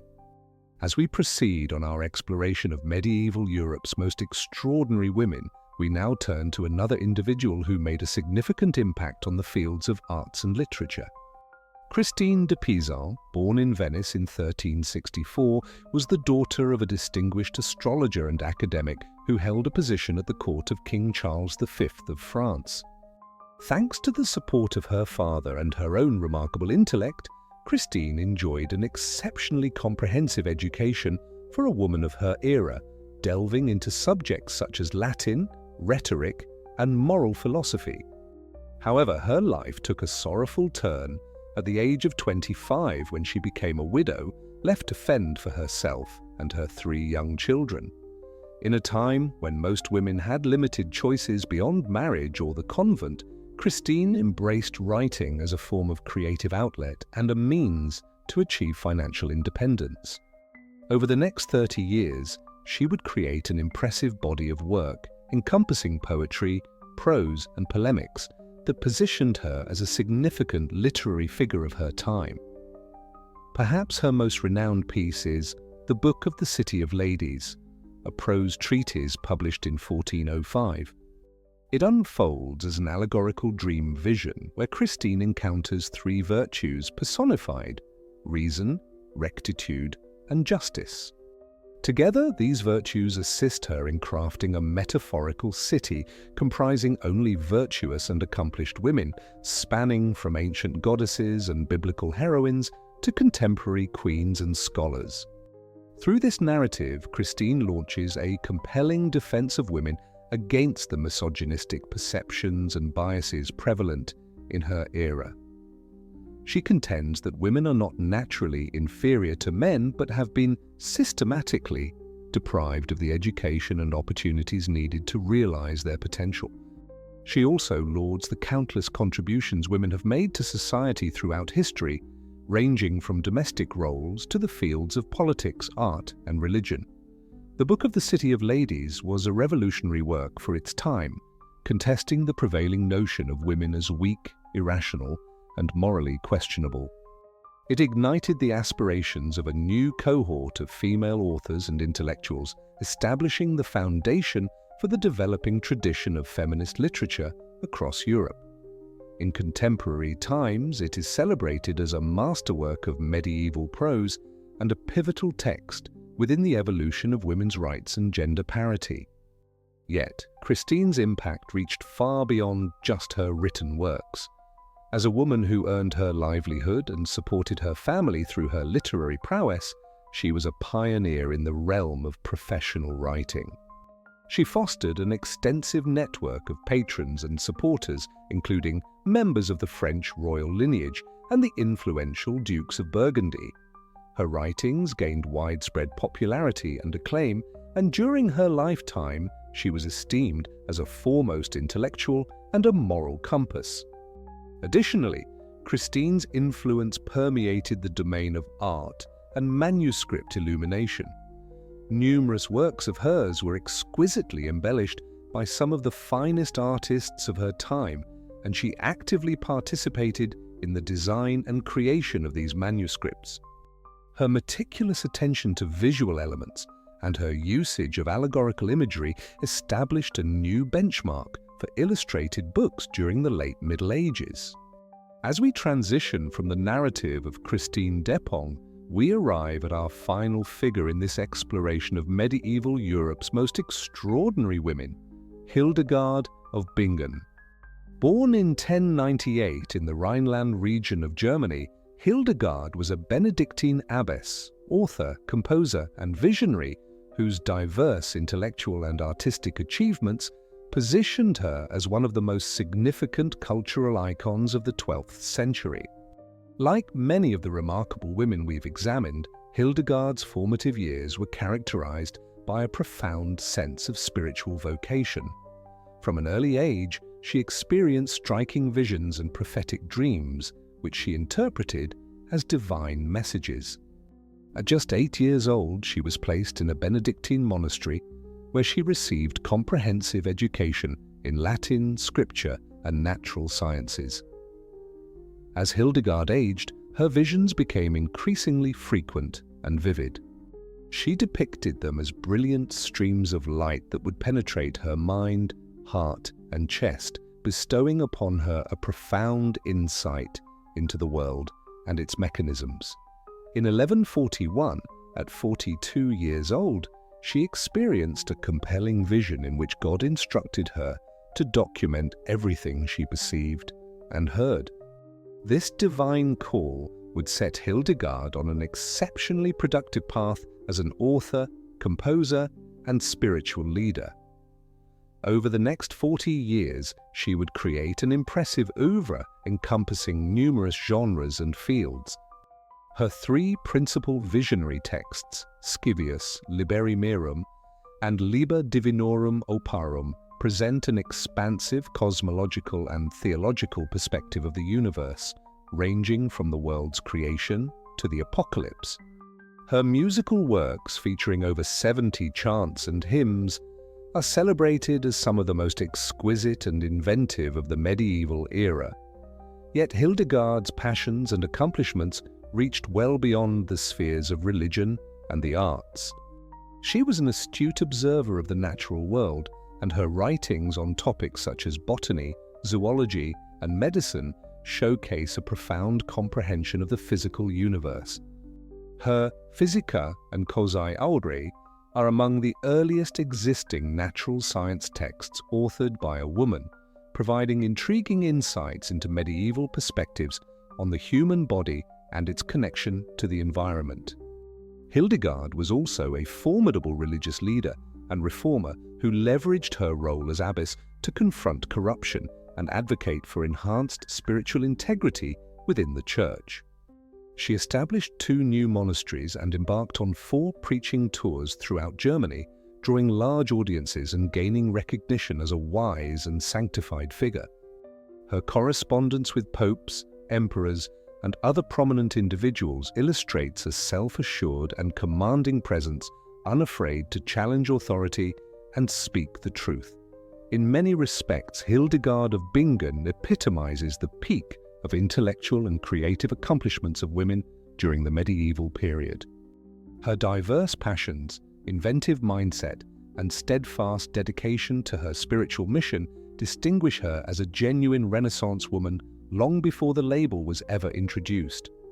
Today, she stands not only as a saint and visionary, but also as a groundbreaking figure in various domains, such as music, medicine, and natural sciences. As we conclude our exploration of the most extraordinary women in medieval Europe, it's beneficial to consider the numerous ways their lives and legacies still resonate with us today. From the political savvy of Eleonora of Aquitaine to the spiritual revelations of Margery Kempe, and from the literary brilliance of Christine de Pizan to the scientific inquisitiveness of Hildegard of Bingen, these women overcame the limitations and expectations of their era to leave their mark on history. Their narratives serve as a reminder that even in a time dominated by patriarchy and religious conformity, women discovered avenues to assert their independence, pursue their interests, and influence the world around them. They urge us to move beyond the narrow stereotypes and assumptions that have frequently shaped our perception of the medieval era, and to acknowledge the intricate complexity and variety of women's experiences throughout history. It is also essential to recognize that these women were, in many respects, exceptional individuals endowed with extraordinary talents, opportunities, and privileges that distinguished them from the overwhelming majority of their female peers. For every Eleonora of Aquitaine or Christine de Pizan, countless women endured lives marked by toil, poverty, and subjugation, with their stories fading into obscurity. Nonetheless, the examples set by these extraordinary women continue to inspire and empower us today. They serve as a powerful reminder of the resilience of the human spirit in confronting challenges, questioning injustices, and striving toward a brighter future. They inspire us to transcend the boundaries and expectations set by society, urging us to forge our own distinct paths toward fulfillment and significance.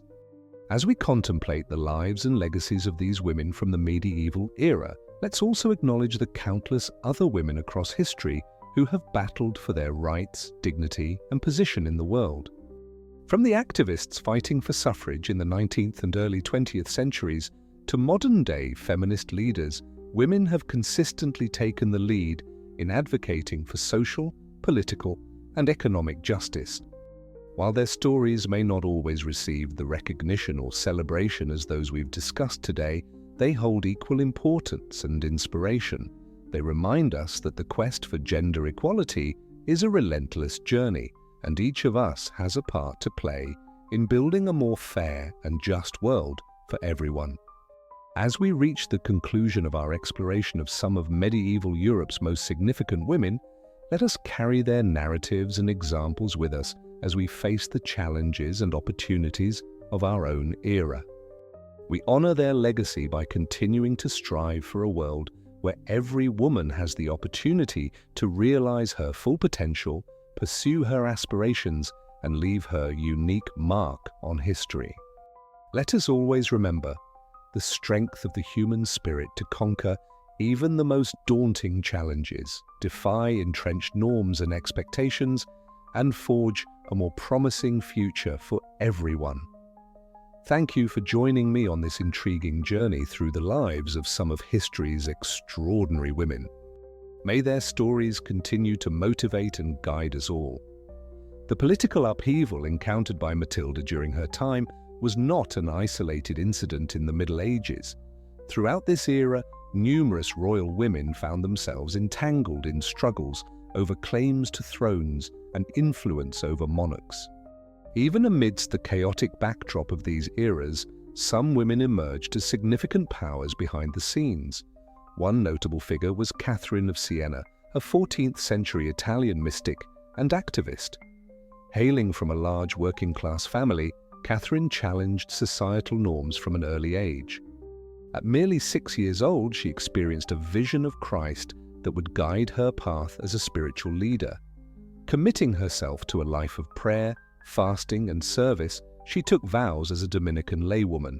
However, Catherine was far from a secluded nun. Despite her modest beginnings and limited formal education, she became an influential personality within the Catholic Church, engaging in correspondence with popes and monarchs. When the papacy temporarily moved to Avignon, France, she tirelessly advocated for its return to Rome, even traveling there to convince Pope Gregory XI in person. Thanks in part to her persuasion, Gregory ultimately consented to re-establish the papal seat in Rome in 1377.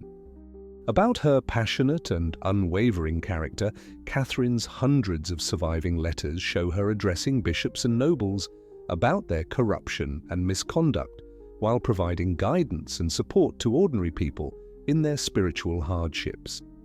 A laywoman admonishing church leaders was a striking departure from social customs, yet Catherine's devotion and determination earned her respect, albeit grudgingly. The Pope even invited her to serve as an advisor at the papal court. Among her primary pursuits were reforming the church and advocating for a crusade to the Holy Land, which she envisioned as a means to unite warring European rulers and mend the growing divide between the Catholic and Orthodox churches. Although this aspiration never materialized during her lifetime, Catherine persistently urged leaders to set aside their conflicts for the greater good of Christendom. Her writings also disclose a profound inner life shaped by her mystical experiences. She experienced vivid visions, striking interactions with Christ, and frequently entered deep prayerful trances that could last for hours or even days. Nonetheless, she was not a naive enthusiast. Her book, The Dialogue, presents a profound theology regarding God's love and the spiritual journey of humanity, showcasing a remarkable philosophical intellect alongside the mysticism. Exhausted from her relentless travels, political challenges, and rigorous fasting, Catherine passed away at just 33 years of age. Yet her legacy would endure through the ages. In 1461, she was canonized as a saint by Pope Pius II. Later, in 1970, she was celebrated as one of the first women to be declared a Doctor of the Church, recognized for her significant contributions to Catholic theology and teachings. Catherine of Siena's existence is a testament to the strength of unwavering resolve. A woman from the most modest beginnings, lacking advanced education or resources, she nonetheless influenced the political and spiritual arenas of her time through her compelling personality and strong beliefs. Her humble origins did not deter her considerable impact, embodying the contradictions and potential for women in the medieval era. While Catherine's life was largely centered around the church, other women made significant contributions in secular fields like the arts and education.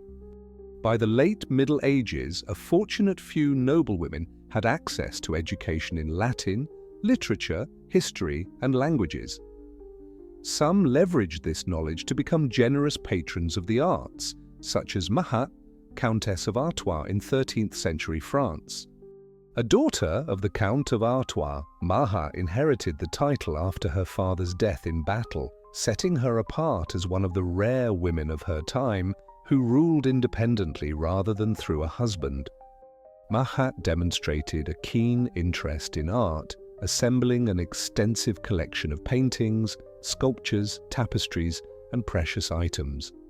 She commissioned prominent artists to adorn her castles and chapels with frescoes, stained glass, and altarpieces.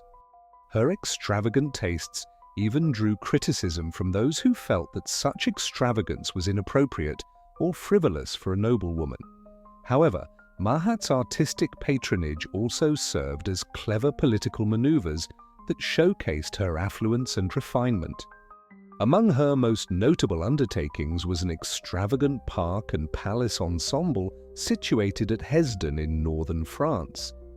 There, Mahat fashioned a sanctuary of elegance and relaxation, complete with verdant gardens, flowing fountains, aviaries, and a collection of exotic creatures.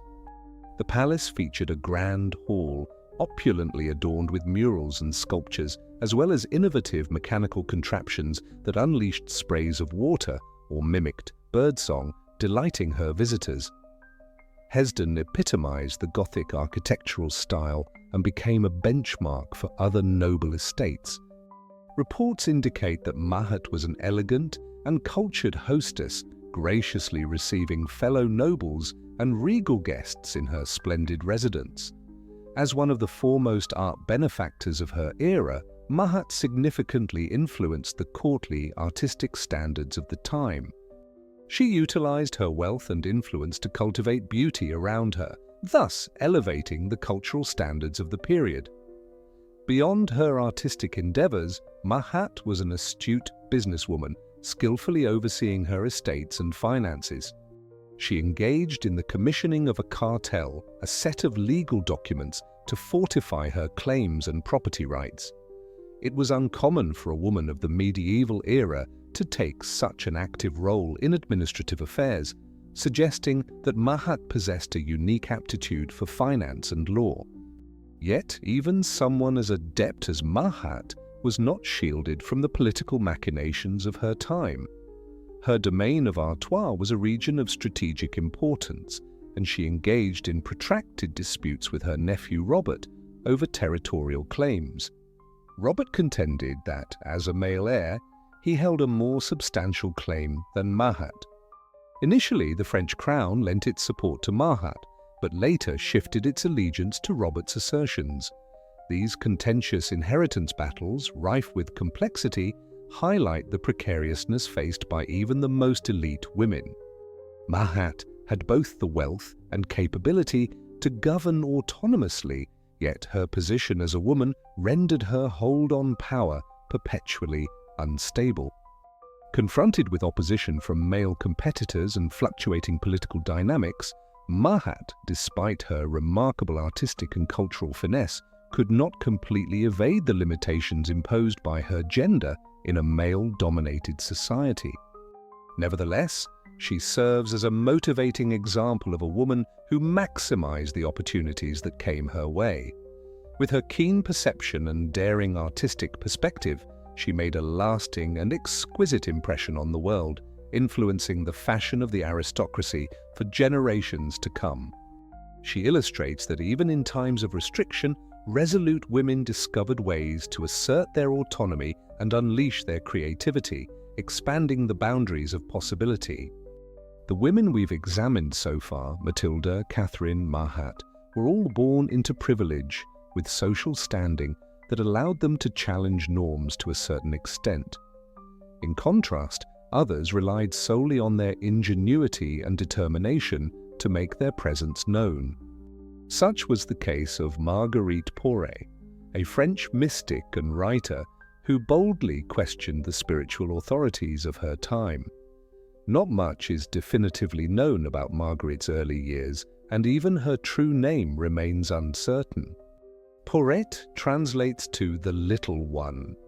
She first emerges in historical records around 1296 in the Diocese of Cambrai in northern France.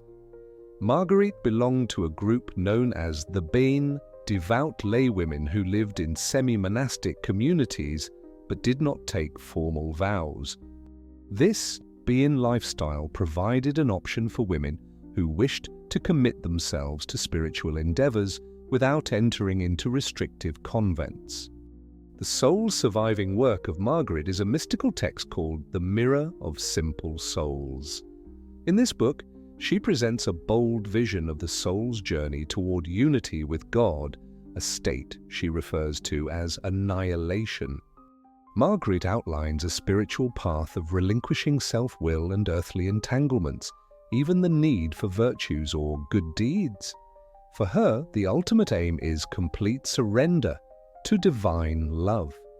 To contemporary readers, these concepts might resonate more with Buddhism or Sufism than with Orthodox Christianity. Indeed, Margaret's bold dismissal of hierarchy and ritual was well ahead of its time. She perceived the established church, with its focus on priests and ceremonies, as more of an obstacle than an aid to spiritual development. Her aspiration was to achieve a direct connection with the divine, a deeply personal transformation journey. It's no surprise that such unorthodox beliefs raised concerns among church leaders. Margaret's bishop commanded her to cease the circulation of her book, labeling it heretical. Nevertheless, Marguerite persisted in sharing her writings covertly, firmly believing in the significance of her perspectives. Ultimately, she was apprehended by the Inquisition and brought to trial on heresy charges. In an era when even most nuns lacked literacy, a laywoman daring to engage in theological discourse was exceedingly transgressive. Margaret stood her ground at the trial, determined not to recant her beliefs or recognize the authority of the ecclesiastical court. She asserted that her revelations were directly from God, independent of any priestly validation. Unfortunately, her defiance sealed her fate. The court ruled her a relapsed heretic and condemned her to death. On June 1, 1310, Marguerite Poré was executed by burning at the stake in Paris, her book joining her in the flames. This tale would echo throughout subsequent centuries as free-thinking mystics and religious reformers clashed with the Inquisition. Margaret's heresy laid in her assertion of direct access to God and the radical equality of all souls, which challenged clerical authority. Yet, Margaret's words did not perish with her. Copies of her book endured, circulating in secrecy and eventually being translated into other languages. The reflections of simple souls inspired later mystics and free-thinking religious figures who sought a more immediate connection with the divine. Margaret's vision of self-emptying love and complete identification with God would later reappear in the Rhineland mystics, the Theologia Germanica, and in Madame Guyon during the 17th century. Marguerite Porret's tale serves as a chilling reminder of the cost associated with spiritual and intellectual autonomy during the Middle Ages, particularly for women. Her transgression was not just in thinking independently, but in articulating those thoughts openly and without remorse. She had the audacity to write during a time when women's voices were stifled, carving out a space in the realm of ideas. Nevertheless, Margaret's narrative also highlights the lasting strength of words and thoughts, resonating through time. Although her book faced destruction, it ultimately reached those who were ready to embrace its message. Marguerite was not silenced. Instead, she was transformed, her earthly voice rising like her simple spirit to unite with the eternal. Ultimately, the fires intended to erase her existence only brought to light the truth and bravery that defined her life, an illumination that continues to motivate seekers of wisdom and liberty today. As we've observed, women in the Middle Ages confronted significant challenges in gaining public influence and self-expression. For most, the domestic realm was the sole arena in which they could exert any degree of agency. Yet even within this restricted space, some extraordinary women left a significant mark on their world and the broader sweep of history. One such figure was Jadwiga of Poland, a queen who wielded her influence to significantly alter the political and cultural environment of Eastern Europe in the late 14th century. Born in 1373 to Louis the Great, King of Hungary and Poland, Jadwiga seemed on a path toward a conventional royal union after being promised to Wilhelm Habsburg of Austria as a child. However, fate had different intentions for this astute and determined princess. Following the death of her father in 1382, the Polish nobility chose her to be their ruler, with the condition that she marry a prince capable of safeguarding the kingdom's interests. They opted for the pagan prince of Lithuania, Jogaila, who consented to convert to Christianity to marry Jadwiga and secure the Polish crown. At just 12 years of age, Jadwiga entered a realm of significant political relevance, pivotal to forming an alliance that would influence the region for centuries to come. Despite her young age, Jadwiga demonstrated herself to be a skilled and resilient queen. She immersed herself in education, mastering several languages and exploring various disciplines under the guidance of esteemed scholars. Additionally, she took her responsibilities as a Christian monarch earnestly, leveraging her influence to promote Catholicism in Lithuania and its neighboring areas. Through her leadership, numerous pagan Lithuanians embraced Christianity, strengthening the bond between the two nations. Jadwiga was celebrated for her devotion and generosity, particularly toward the underprivileged and ailing. She generously contributed much of her wealth to philanthropic endeavors, establishing a hospital in Buda and a college in Prague. Furthermore, she played a crucial role in nurturing Polish culture, fostering a vibrant community of intellectuals and artists at her court. However, perhaps the most lasting aspect of Jadwiga's legacy was her involvement in founding Jagiellonian University in Kov, recognized as Poland's oldest university and one of Europe's earliest institutions of higher education. Jadwiga tirelessly advocated to the Pope over many years for the university's approval, which ultimately emerged as a prominent center of learning, attracting students and scholars from all over the continent. The establishment of the university ignited a golden era for Polish science and culture. While her marriage to Joila was politically advantageous, it was also characterized by genuine affection. The couple successfully collaborated to govern their realms. They had one daughter, Elizabeth Bonifacia, who tragically passed away in infancy. Jadwiga herself died in 1399 at the tender age of 25, likely due to complications related to childbirth. Despite her brief life, Jadwiga made a lasting impression on Polish history and culture. She was instrumental in forging one of the most significant geopolitical alliances of the Middle Ages, linking Poland and Lithuania in a union that would endure for centuries. She introduced Christianity to pagan Lithuania, transforming the spiritual landscape of the area. Moreover, she established the groundwork for Polish education and the arts that would thrive well beyond her time. Jadwiga's narrative exemplifies that although women in the Middle Ages were frequently utilized as instruments in dynastic power struggles, they also had the potential to ascend as significant figures in their own right. She embraced the chance that presented itself to her, emerging as a powerful queen and cultural supporter.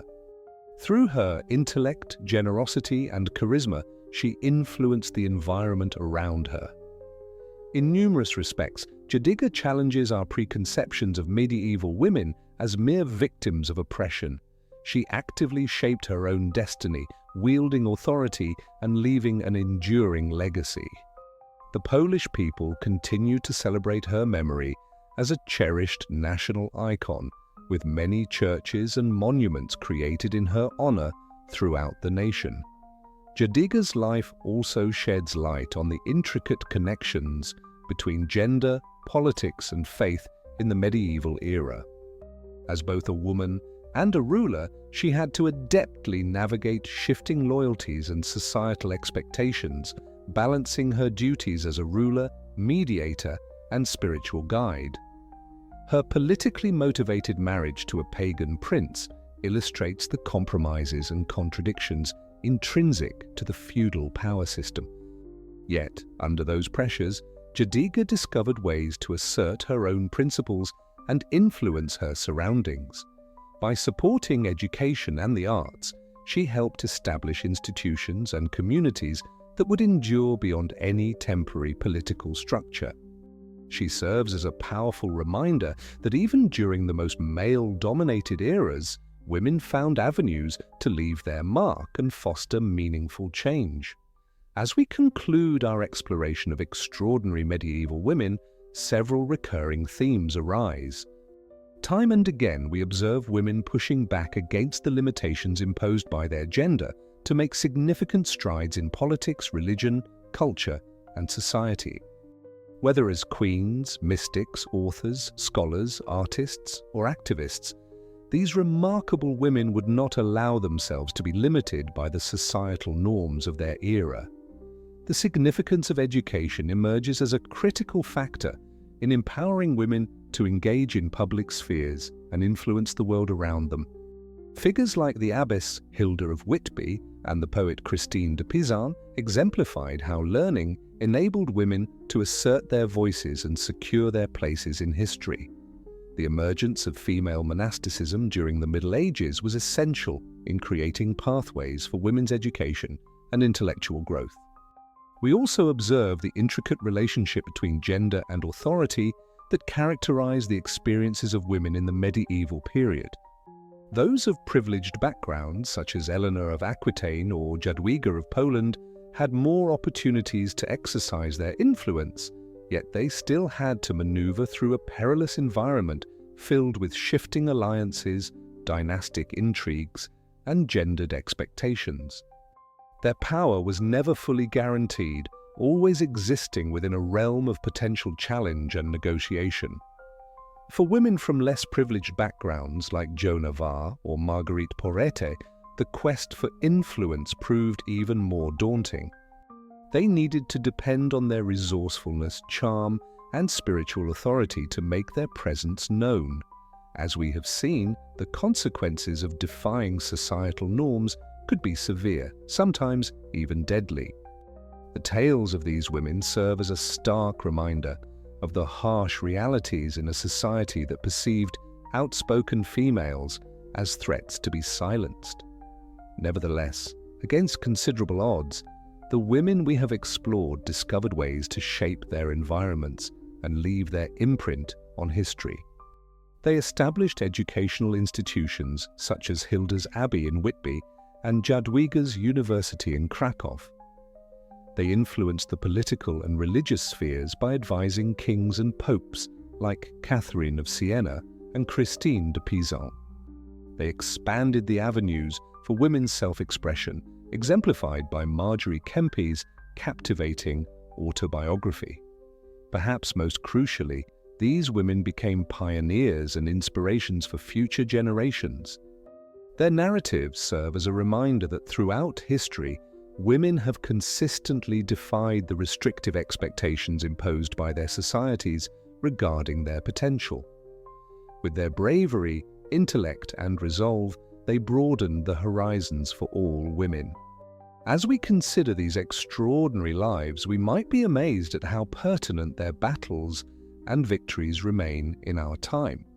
Women globally still contend with obstacles to education, political engagement, and self-expression.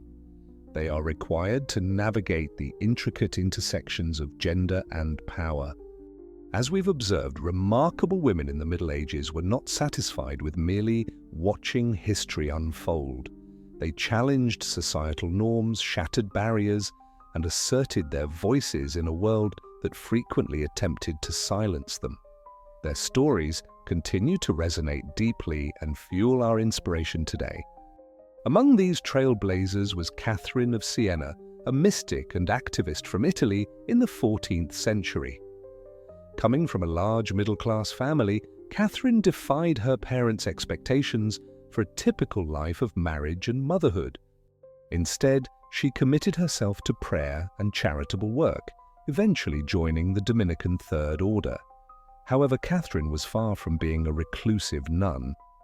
Engaged with worldly matters, she took on a public role as a peace advocate, preacher, and prolific writer, engaging with popes, monarchs, and common individuals alike. In a time when most women had limited access to formal education, Catherine's spiritual insights and passionate calls for reform earned her recognition as one of the most significant voices in Christendom. Her most notable achievement occurred in 1376, when she travelled to Avignon to persuade Pope Gregory XI to return the papacy to Rome, thereby ending a nearly 70-year exodus. Picture the moment. The humble Dominican, driven by faith, boldly convincing the foremost religious authority in Europe to challenge the existing order. Through her remarkable personality and unwavering conviction, Catherine succeeded where many male clerics and leaders had stumbled. The Pope's homecoming was indeed a victory, yet Catherine's mission was just beginning. She relentlessly advocated for peace and reform until her premature death at the age of 33. Today, she is honored as a saint and a doctor of the Church, one of the few women to attain such a prestigious accolade. Catherine's legacy teaches us that profound moral bravery can manifest in the most unexpected individuals. Her narrative is echoed by that of another devout woman who made a lasting impact on history. Teresa of Avila, who was born into a noble Spanish family in 1515, joined the Carmelite order as a young woman in search of a contemplative and prayerful life. However, she quickly became disillusioned with the lax attitudes and secular influences present in many convents. Instead of succumbing to despair, Teresa took decisive action, establishing a new order committed to poverty, seclusion, and staunch adherence to monastic traditions. Her reforms faced significant resistance from church leaders who were unwilling to tolerate challenges to the existing ecclesiastical framework. Resolute, Teresa dedicated the next 2 decades to founding and overseeing convents throughout Spain. Her compelling personality and spiritual magnetism drew numerous young women to join her, in a commitment to prayer and service. Like Catherine, Teresa was also an accomplished writer, crafting poetry, autobiographical works, and mystical theology that continue to be celebrated and studied today. At a time when the Inquisition was vigilant against any signs of heresy, Teresa's vivid depictions of her spiritual encounters were as brilliant as they were bold. Both Catherine and Teresa exemplified how individuals can profoundly impact the world around them. They remind us that even amidst formidable challenges, women of faith, creativity, and resolve discovered ways to amplify their voices. Yet it is essential to note that not all women who left their mark during the Middle Ages were saints or visionaries. Some wielded their influence through strategy, ambition, or even violence. Perhaps no individual exemplifies this archetype more than the notorious Lucrezia Borgia. Born into the scandalous Borgia family in 1480, Lucrezia was the offspring of a pope and the sister of the infamous Cesare Borgia. The family's legacy of corruption, incest, and murder has both captivated and horrified observers for centuries. Lucrezia herself was married 3 times for political gain, starting at the young age of 13. 2 of her marriages culminated in annulment or death, inciting speculation about her possible involvement in the machinations and violence surrounding her family. However, Lucrezia was not merely a pawn in her family's schemes. She was a shrewd political player in her own right, acting as governor of Spoleto and skillfully maneuvering through the perilous terrain of Italian politics. In her later years, she became a generous supporter of the arts, overseeing a flourishing court in Ferrara. Despite the scandalous tales that trailed her, Lucrezia managed to outlive her infamous male relatives, passing away from natural causes at the age of 39. Her narrative serves as a testament that women, both positively and negatively, were significant players in the power struggles and intrigues of their era. The women we've encountered in this documentary, whether saints or sinners, queens or mystics, writers or warriors, indelibly influenced an age often perceived as a male-only realm. They compel us to reevaluate our preconceived notions about women's roles and capabilities in history. Additionally, they resonate with us today, transcending time as embodiments of resilience, bravery, and vision. In a society still grappling with issues of gender roles and equality, these extraordinary women of the Middle Ages provide both challenge and inspiration. They remind us of the progress we've made and the distance we still need to cover. As we wrap up our exploration of the most impactful women throughout medieval history, it's worth recalling the insight of Christine Dyson, who remarked, "If it were standard practice to educate young girls in the same subjects as boys, they would learn just as thoroughly and grasp the intricacies of all arts and sciences."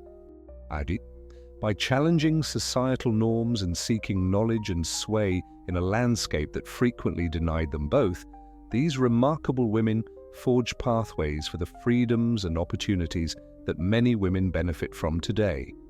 Although their narratives are rooted in the distant past, their legacies remain vibrant, prompting us to consider the enduring fight for equality, justice, and the comprehensive development of the human spirit. The inspiring tales of women like Joan of Arc and Margery Kempe serve as a reminder that even in eras when societal expectations were strictly enforced, individuals could challenge norms and conventions through the unwavering strength of their beliefs and characters. Joan's brief yet extraordinary existence exemplifies the power of faith and confidence. Born into modest circumstances in a small French village, she began to experience profound spiritual visions in her teenage years. In these revelations, she asserted that saints' voices urged her to assist the French crown, Charles III, in his battle against the invading English forces. Demonstrating remarkable audacity and charm, the young peasant girl sought an audience with the Dauphin and persuaded him of her divine mission. Armed with armor and a banner adorned with religious symbols, Joan led French troops into combat, uplifting their spirits with her bravery and resolve. Under her command, the French achieved several significant victories, breaking the siege of Orleans and paving the way for Charles VII's coronation. Her triumphs in battle and her perceived connection to the divine ignited the public's imagination, instilling hope within the beleaguered French troops. Yet Joan's challenge to establish gender norms and her assertion of spiritual authority would ultimately lead to her demise.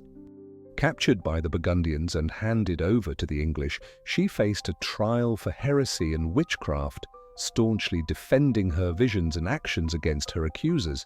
Nevertheless, the court, threatened by her challenge to the status quo, found her guilty. In 1431, at merely 19 years of age, Joan of Arc was executed by fire. However, her tale didn't conclude there. In the years and centuries following her execution, Joan emerged as a potent symbol of French national pride, recognized as a martyr, wrongfully persecuted by an outside force. Ultimately, she was exonerated through a posthumous retrial that annulled the original verdict, and the Catholic Church later recognized her as a saint. Today, Joan of Arc stands as a symbol of courage, faith, and resistance against oppression. Her challenge to societal expectations resonates in the life of another remarkable woman from the 15th century, Margery Kempe. Raised in an affluent family in the English town of King's Lynn, Margery initially appeared destined for a traditional life as a wife and mother. However, a period of illness following the birth of her first child triggered a significant spiritual awakening. Margery became convinced that she had received a unique and direct link to God, experiencing profound visions involving Christ and the Virgin Mary. These mystical encounters often resulted in vivid emotional expressions, with Margery weeping, writhing, or crying out during church services and pilgrimages. Motivated by her visions, Margery undertook various pilgrimages to sacred locations such as Jerusalem, Rome, and Santiago de Compostela. During her travels and in her hometown, she openly spread her spiritual message in public, an action that directly violated restrictions against women preaching in matters of faith. Margery's peculiar behavior and her assertions of divine guidance drew suspicion from religious leaders. She faced several heresy charges, including a trial before the Archbishop of York. Nevertheless, like Joan of Arc, Margery firmly stood up for the veracity of her spiritual encounters. Possibly Margery Kempe's most significant legacy lies in her contribution to medieval literature. In an era where few women, aside from those in royal courts, received any formal education, Margery chose to document her life and spiritual visions. She dictated her spiritual autobiography to a scribe, capturing her experiences in what is now recognized as the Book of Margery Kempe. As the oldest surviving autobiographical text in the English language, Margery's book provides a unique first-hand perspective on the life and inner experiences of a medieval woman. Her striking accounts of her spiritual visions, journeys, and challenges create a compelling illustration of both her personal psyche and the societal influences she encountered. By leading unconventional lives and taking bold actions, women like Joan and Margery Kempe defied the restrictions imposed on their gender within medieval society. They affirmed their right to engage in both religious and public affairs, enduring condemnation and persecution in the process. While Joan and Margery followed their spiritual missions, other trailblazing medieval women also made significant contributions in the fields of arts and literature. One of the most outstanding among them was the 12th century German Benedictine nun Hildegard of Bingen. Born into nobility, Hildegard was dedicated to the church early in her life. She ultimately joined a monastery, ascending to the role of abbess and establishing her own abbey at Rupertsberg. In this secluded monastic environment, Hildegard's extraordinary intellect and prophetic abilities thrived. Similar to some of her female peers, Hildegard encountered vivid spiritual visions from an early age. Yet, her visionary experiences were coupled with frail health, as she suffered from an unexplained illness that often rendered her bedridden. Regardless of her physical limitations, Hildegard's intellectual and creative vigor appeared to be boundless. She passionately chased her visions and concepts, delving into various fields such as theology, philosophy, natural science, and the arts. At a time when scholarly pursuits were predominantly male-dominated, Hildegard produced extensive theological and philosophical writings that elaborated on her spiritual insights. Distinctively, she composed in both the vernacular and Latin, widening the reach of her ideas. Hildegard's curiosity extended well beyond religious teachings. She made notable contributions to the scientific and medical knowledge of her era by authoring treatises on botany, zoology, and human anatomy. Her work, Physica, or Natural History, detailed the medicinal qualities of numerous plants, animals, and minerals, offering one of the most thorough explorations of 12th century natural sciences. As a composer, Hildegard left an impressive musical heritage, creating a multitude of hymns and sequences. Her uplifting melodies and profound lyrics signify a blossoming of sacred music during the 12th century. Additionally, her morality play, Ordo Virtutum, is recognized as one of the earliest extant examples of liturgical drama set to music. Hildegard's numerous achievements earned her widespread fame and respect during her lifetime, transcending conventional gender limitations. She engaged in correspondence with popes, emperors, and monarchs, providing spiritual guidance and occasionally admonishing them.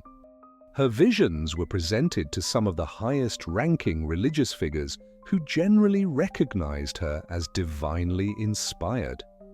In Hildegard of Bingen, we encounter an exceptional and resilient individual who harnessed her religious calling as a foundation to delve into the vast realms of human understanding and experience.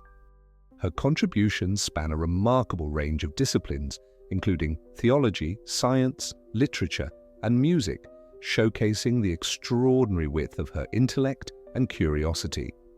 The respect for Hildegard's intellectual and artistic achievements has only increased over the centuries since her passing. Today, she is honored as both a saint and a doctor of the Church, a distinction shared by only a select group of individuals, with an even smaller number of women recognized for their impact on Catholic teachings. The narrative of another pioneering female author from the later Middle Ages illustrates how changing societal perspectives opened new avenues for women in the arts and letters, despite the ongoing challenges and resistance from men. Christine de Pizan, born in Venice in 1364, benefited from being the daughter of a scholar affiliated with the court of King Charles V of France. Fortunate to grow up under her father's progressive views on women's education, Christine received an education typically reserved for male offspring of the nobility, studying languages, literature, history, and moral philosophy. This knowledge would serve her well after facing a series of personal losses that left her a young widow, tasked with supporting her mother and 3 children. In a time when women had limited options for achieving financial independence, Christine embraced the one career her education prepared her for: writing. Throughout her career, she created an impressively varied body of work, including poetry, prose, biographies, and allegories. She attracted the patronage of influential figures such as the Dukes of Burgundy and Orleans, with her writings circulating widely among the courts of France and England. As Christine's literary acclaim expanded, so did her courage to confront the misogynistic beliefs and restrictions imposed on women in medieval society. The most notable instance of her advocacy is found in her book, The Book of the City of Ladies, crafted as a rebuttal to a popular work that portrayed women as inherently immoral and inferior to men. In this book, Christine constructs an allegorical city inhabited by remarkable women from history and myth. She draws on various sources from pagan myth to Christian hagiography to commend the achievements and virtues of these female paragons. Through this narrative, she mounts a compelling counter-argument to the belief that women are weak or morally inadequate. Christine's vigorous defense of her gender extended to affirming women's right to education and engagement in intellectual pursuits. Her writings critique the scarcity of educational opportunities for women and advocate for their equal ability to learn and reason. As one of the earliest professional female authors in Europe, Christine de Pizan represented a fresh literary voice. Her ability to support herself and her family through writing served as a powerful testament to women's potential in a cultural and economic landscape largely controlled by men. Christine's influence is felt not only in her substantial body of work, but also in the paths she paved for future women writers. Her example illustrated that women could engage in high-level literary culture, shaping public dialogue and challenging entrenched gender biases. The extraordinary women we've encountered in our journey through the Middle Ages, from Joan of Arc to Hildegard of Bingen to Christine de Pizan, each left their unique and groundbreaking marks on history. They transcended significant cultural, legal, and societal obstacles to establish enduring legacies in diverse fields such as religion, politics, science, music, and literature. Yet, as remarkable as these prominent figures were, it is crucial to acknowledge that they represent only a fraction of the numerous women who impacted the medieval world. For every woman whose legacy has endured through the ages, countless others have vanished from our historical records, their efforts and challenges largely unacknowledged. Within the confines of monasteries and abbeys, many nuns and devout women engaged in lives marked by spirituality, education, and creative expression. In thriving towns and serene villages, female artisans and businesswomen pursued their crafts and oversaw their households. Meanwhile, both noblewomen and servants in castles and courts maneuvered through intricate social and political landscapes, often with their influence going unnoticed. Exploring the narratives of medieval women necessitates stepping outside the conventional stories that primarily highlight male experiences and triumphs. It involves delving into the nuances of historical documents, recognizing the gaps and silences in the records alongside what is actually mentioned. This exploration demands a readiness to envision the inner thoughts and motivations of women whose stories have largely faded over time. As we have explored, women during the Middle Ages encountered significant restrictions and obstacles.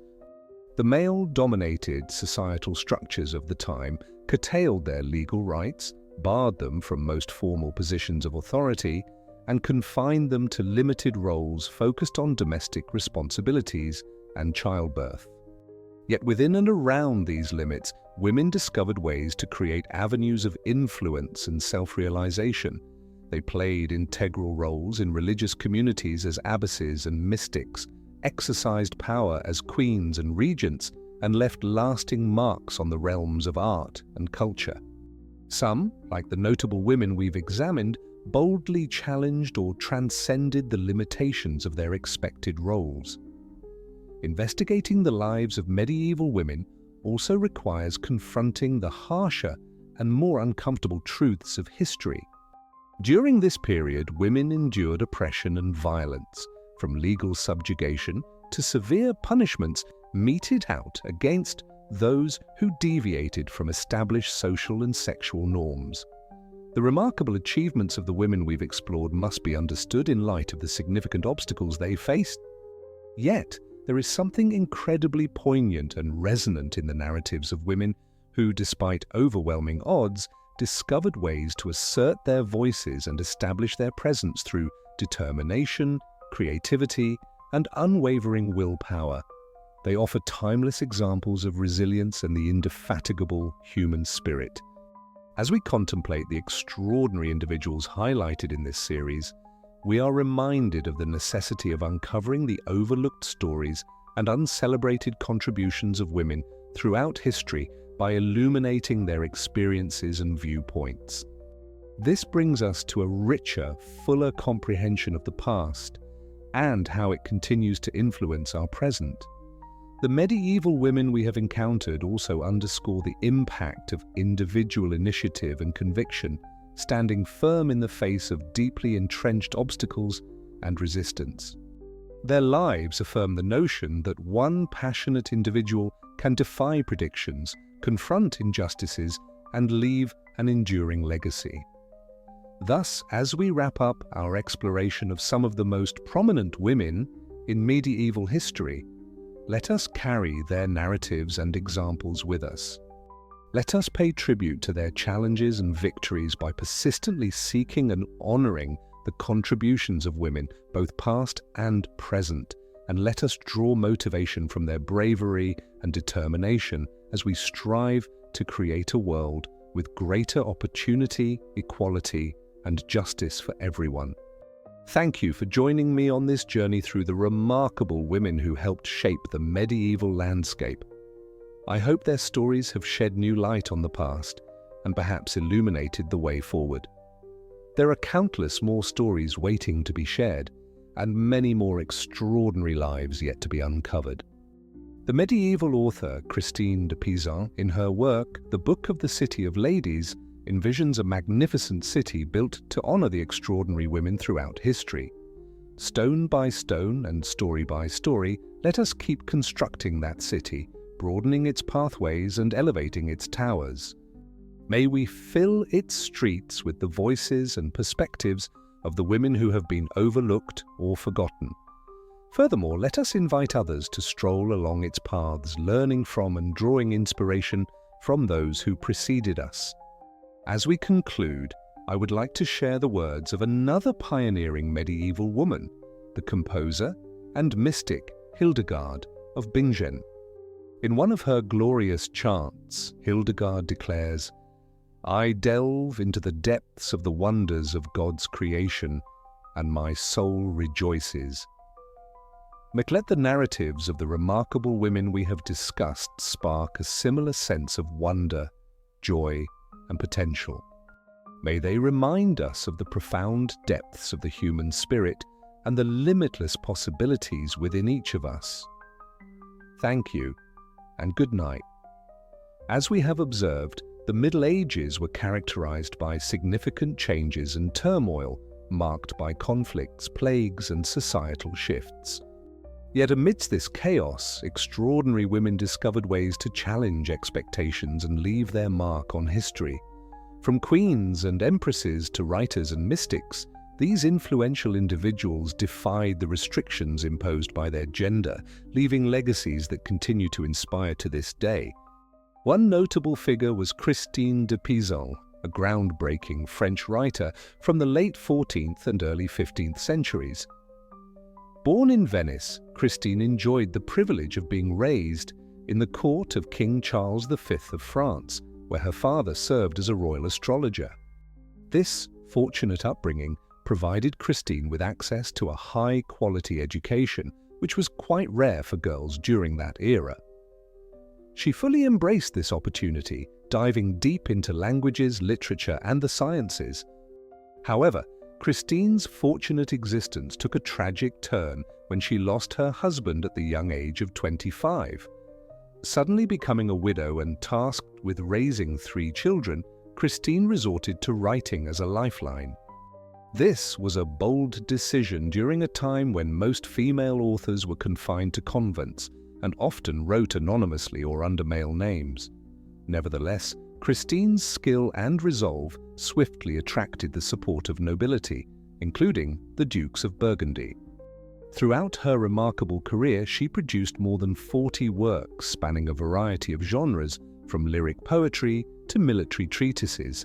However, she is most celebrated today for her passionate defenses of women against the misogynistic views prevalent during her era. Books such as The Book of the City of Ladies and The Treasure of the City of Ladies highlighted the achievements of distinguished women throughout history and advocated for women's rights to education and participation in society. In many respects, Christine de Pizan was a visionary far beyond her time. Not only did she sustain herself and her family through her writing, a remarkable accomplishment for a woman in the medieval period, but she also nurtured a legacy of female literary tradition that would inspire future generations of women writers. With her fervent advocacy for women's value and abilities, Christine took on the deep-rooted gender biases of her era, planting the seeds for a more equitable society. Similarly, contemporary to Christine, the German abbess Hildegard of Bingen utilized her talents as a writer and thinker to influence the world around her. Born over 2 centuries earlier in 1098, Hildegard was a true polymath, thriving in disciplines as varied as theology, medicine, botany, and music. From a young age, she exhibited a profound spirituality, experiencing vivid religious visions. At just 8 years old, her noble parents sent her to be nurtured in a Benedictine monastery, where she would eventually take her vows as a nun. Yet even within the bounds of religious life, Hildegard's brilliance was unmistakable. Hildegard ascended to the position of abbess at her own convent and garnered significant recognition as a seer, healer, and prophet. Over her extensive lifetime, she imparted her knowledge through various mediums, including writings, correspondence, and musical pieces. Hildegard produced pioneering texts in theology and natural sciences, diligently documenting the healing attributes of plants and animals. Her uplifting musical works, composed for the all-female choir at her abbey, continue to be performed today. Moreover, her mystical texts, which vividly captured her spiritual revelations, provided her distinct perspectives on divinity and creation. Similar to many educated women of her era, Hildegard encountered resistance and even charges of heresy from certain church officials. Nonetheless, her intellect and devoutness ultimately garnered her admiration from monarchs, popes, and the general populace alike. She was frequently consulted for guidance on both spiritual and scientific inquiries, with her influence reaching far beyond the confines of her monastery.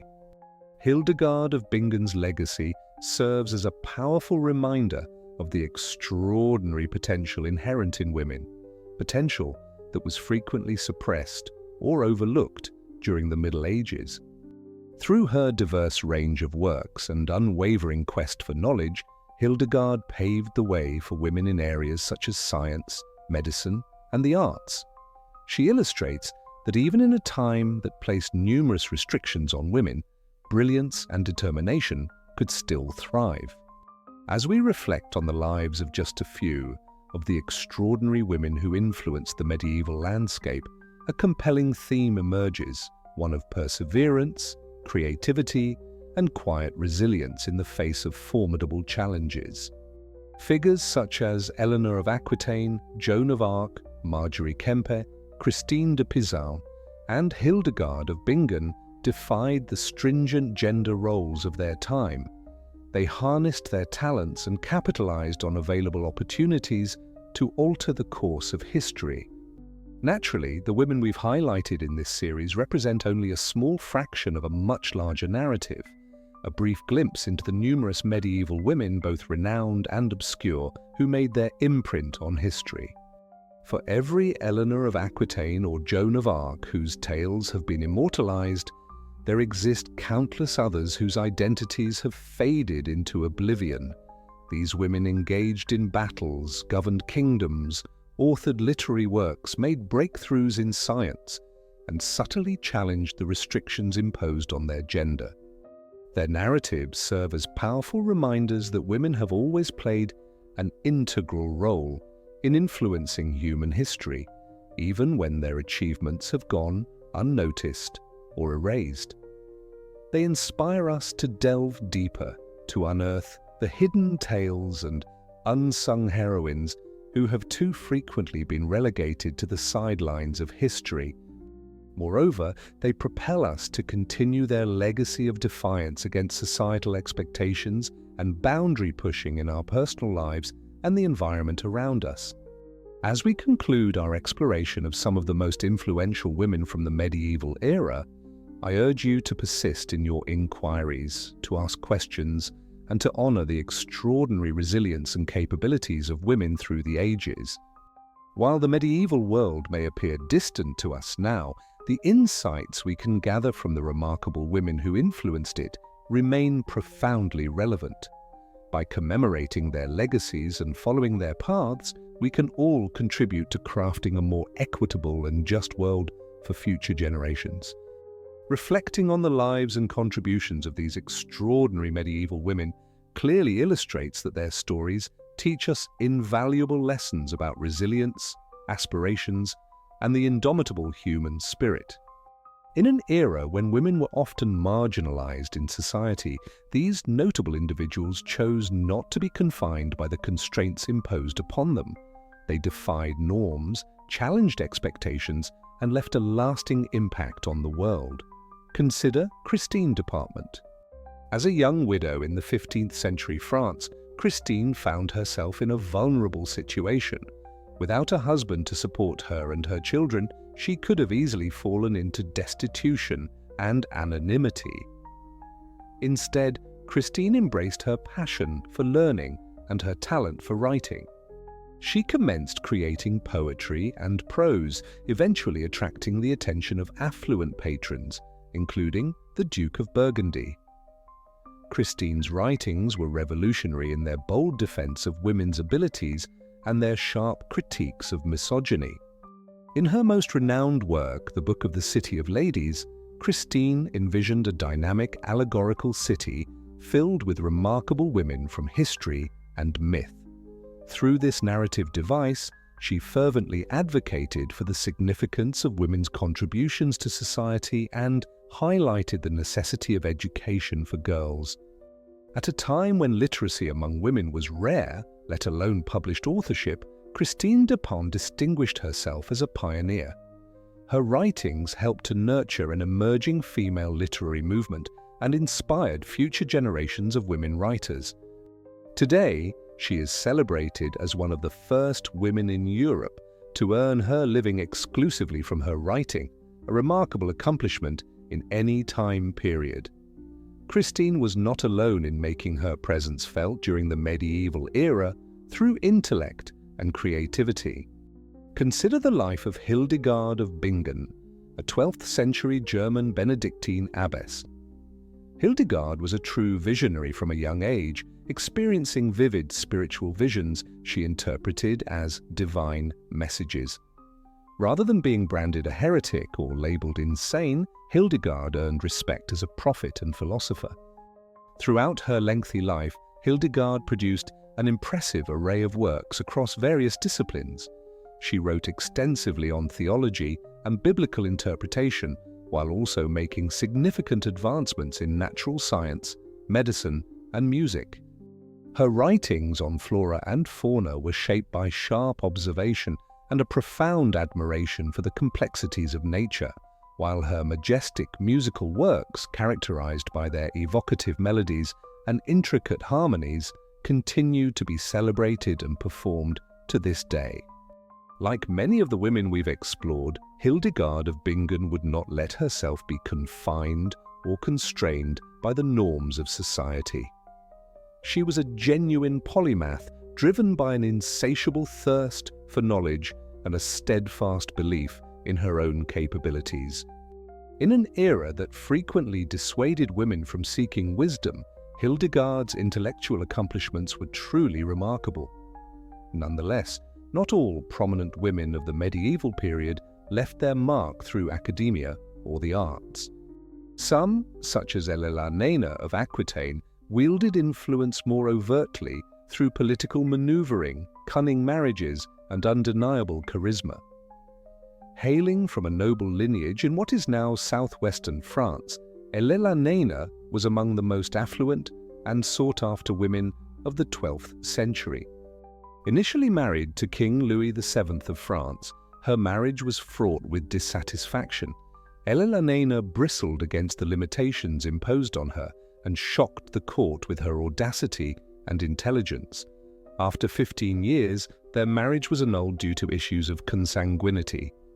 However, Eleonora refused to fade quietly into a convent, as many noblewomen did following a failed marriage. Instead, she wed Henry Plantagenet, the Duke of Normandy, who would later become King of England. As Queen of England, Eleonora wielded considerable power and authority. She acted as regent during Henry's absences and played a crucial role in administering their extensive territories in France. Additionally, she was a notable patron of the arts, especially literature and poetry, and cultivated a rich literary environment in her courts, where many of the finest works of medieval romance were dedicated to her. The tradition of courtly love poetry known as troubadour flourished under her support, and she played a significant role in popularizing the principles of chivalry and refined affection that would influence European culture for centuries. Notably, perhaps Elena's most lasting impact was her motherhood. She had 8 children, among them 2 future kings of England, Richard the Lionheart and John Lackland. Through these heirs, Elena's lineage would significantly shape European politics for many years. Her narrative serves as a reminder that even within a patriarchal framework, women could exert considerable influence by fulfilling their roles as wives, mothers, and patrons. Her life exemplified resilience, adaptability, and strength in adversity. While not all women of the medieval era enjoyed the privileges of wealth and noble status that Elena had, even those from modest backgrounds discovered ways to leave their mark on history. Consider Margery Kempe, a middle-class housewife from 15th century England, who became one of the era's most revered Christian mystics. Much like Hildegard of Bingen, Margery experienced vivid spiritual visions throughout her youth. However, unlike Hildegard, Margery was neither a nun nor a scholar. Instead, she was a married woman with 14 children who often grappled with balancing her spiritual calling and family responsibilities. Following a monumental spiritual awakening in her early 40s, Margery began a series of pilgrimages to sacred sites throughout Europe and the Middle East. She claimed to have dialogues with Jesus and the Virgin Mary, frequently weeping and shouting during religious services, which garnered both admiration and criticism from those in attendance. Margery's unconventional conduct and her determination to publicly share her visions led to conflicts with church officials. She faced charges of heresy and threats of excommunication. Margery, however, stayed true to her beliefs and ultimately recounted her life story to a scribe, resulting in what is now recognized as the first autobiography in English. The narrative of Margery Kempe serves as a powerful reminder that even everyday women were capable of challenging societal norms and leaving a significant mark on history. Her journey as a wife, mother, and mystic provides a unique insight into the inner thoughts of medieval women, encompassing their aspirations, fears, and deepest desires. As we approach the conclusion of our exploration of these extraordinary women, it is worthwhile to contemplate the broader lessons their narratives can impart about the human condition. Each faced daunting challenges, from societal pressures to personal hardships to the harsh realities of life during the Middle Ages. Yet each of them discovered a way to rise above these challenges and impact the world. Their stories highlight the relentless strength of the human spirit, showcasing our potential for resilience, creativity, and bravery in the face of hardship. They remind us that regardless of our background or circumstances, we all possess the ability to influence our surroundings in significant ways. In reflecting on the Middle Ages from our current perspective, it's easy to highlight how women were subjected to oppression and marginalization, and indeed, the hindrances they faced were significant. Nonetheless, the lives of the women we've studied today provide a more intricate and uplifting view. They illustrate that even during the bleakest periods, there have always been women who refused to allow their potential to be restricted by societal limitations. Women who dared to imagine more, challenge the status quo, and create spaces for themselves in a world that frequently sought to exclude them. Ultimately, perhaps the most lasting legacy of these remarkable women lies in how they broadened our perception of what is achievable, not solely for women, but for everyone. They serve as a powerful reminder that regardless of the challenges we encounter and the constraints that society may impose, each of us possesses the capability to forge our own paths and create a legacy that will endure long beyond our time. As we conclude this exploration of the most impactful women from the Middle Ages, let's take their narratives with us as a wellspring of motivation and optimism. We must remember that even in our darkest moments, there is always a potential for light, the chance for greatness, bravery, and a life fulfilled. Let us endeavor, in our unique ways, to embody the spirit of those who refuse to be confined by societal expectations. The kind of individuals who dare to dream grandly, challenge the existing norms, and create meaningful change in the world, just as these extraordinary women did centuries ago. As we have discovered, the Middle Ages were characterized by significant transformation and turmoil, marked by wars, plagues, and evolving political and religious dynamics.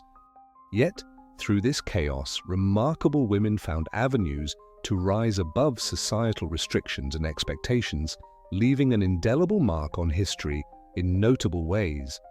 One such figure was Hildegard of Bingen, a 12th century German Benedictine abbess, whose expansive intellect and prophetic spirituality distinguished her as one of the most intriguing personalities of her era.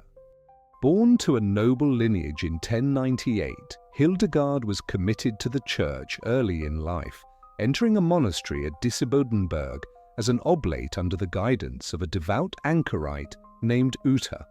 From her youth, she encountered profound spiritual visions that would define her life's journey and work. As she matured, Hildegard's visions intensified and multiplied. She recounted them as a living light that illuminated her mind and spirit, revealing divine truths and cosmic mysteries. Although she was initially hesitant, Hildegard ultimately began to document and share her visions at the encouragement of her fellow nuns and the abbot of the monastery. Her initial significant contribution, Civius, or Know the Ways, comprised 26 prophetic and apocalyptic visions that delved into the connection between God, humanity, and the natural world. Yet Hildegard's passions and skills transcended the boundaries of mystical theology.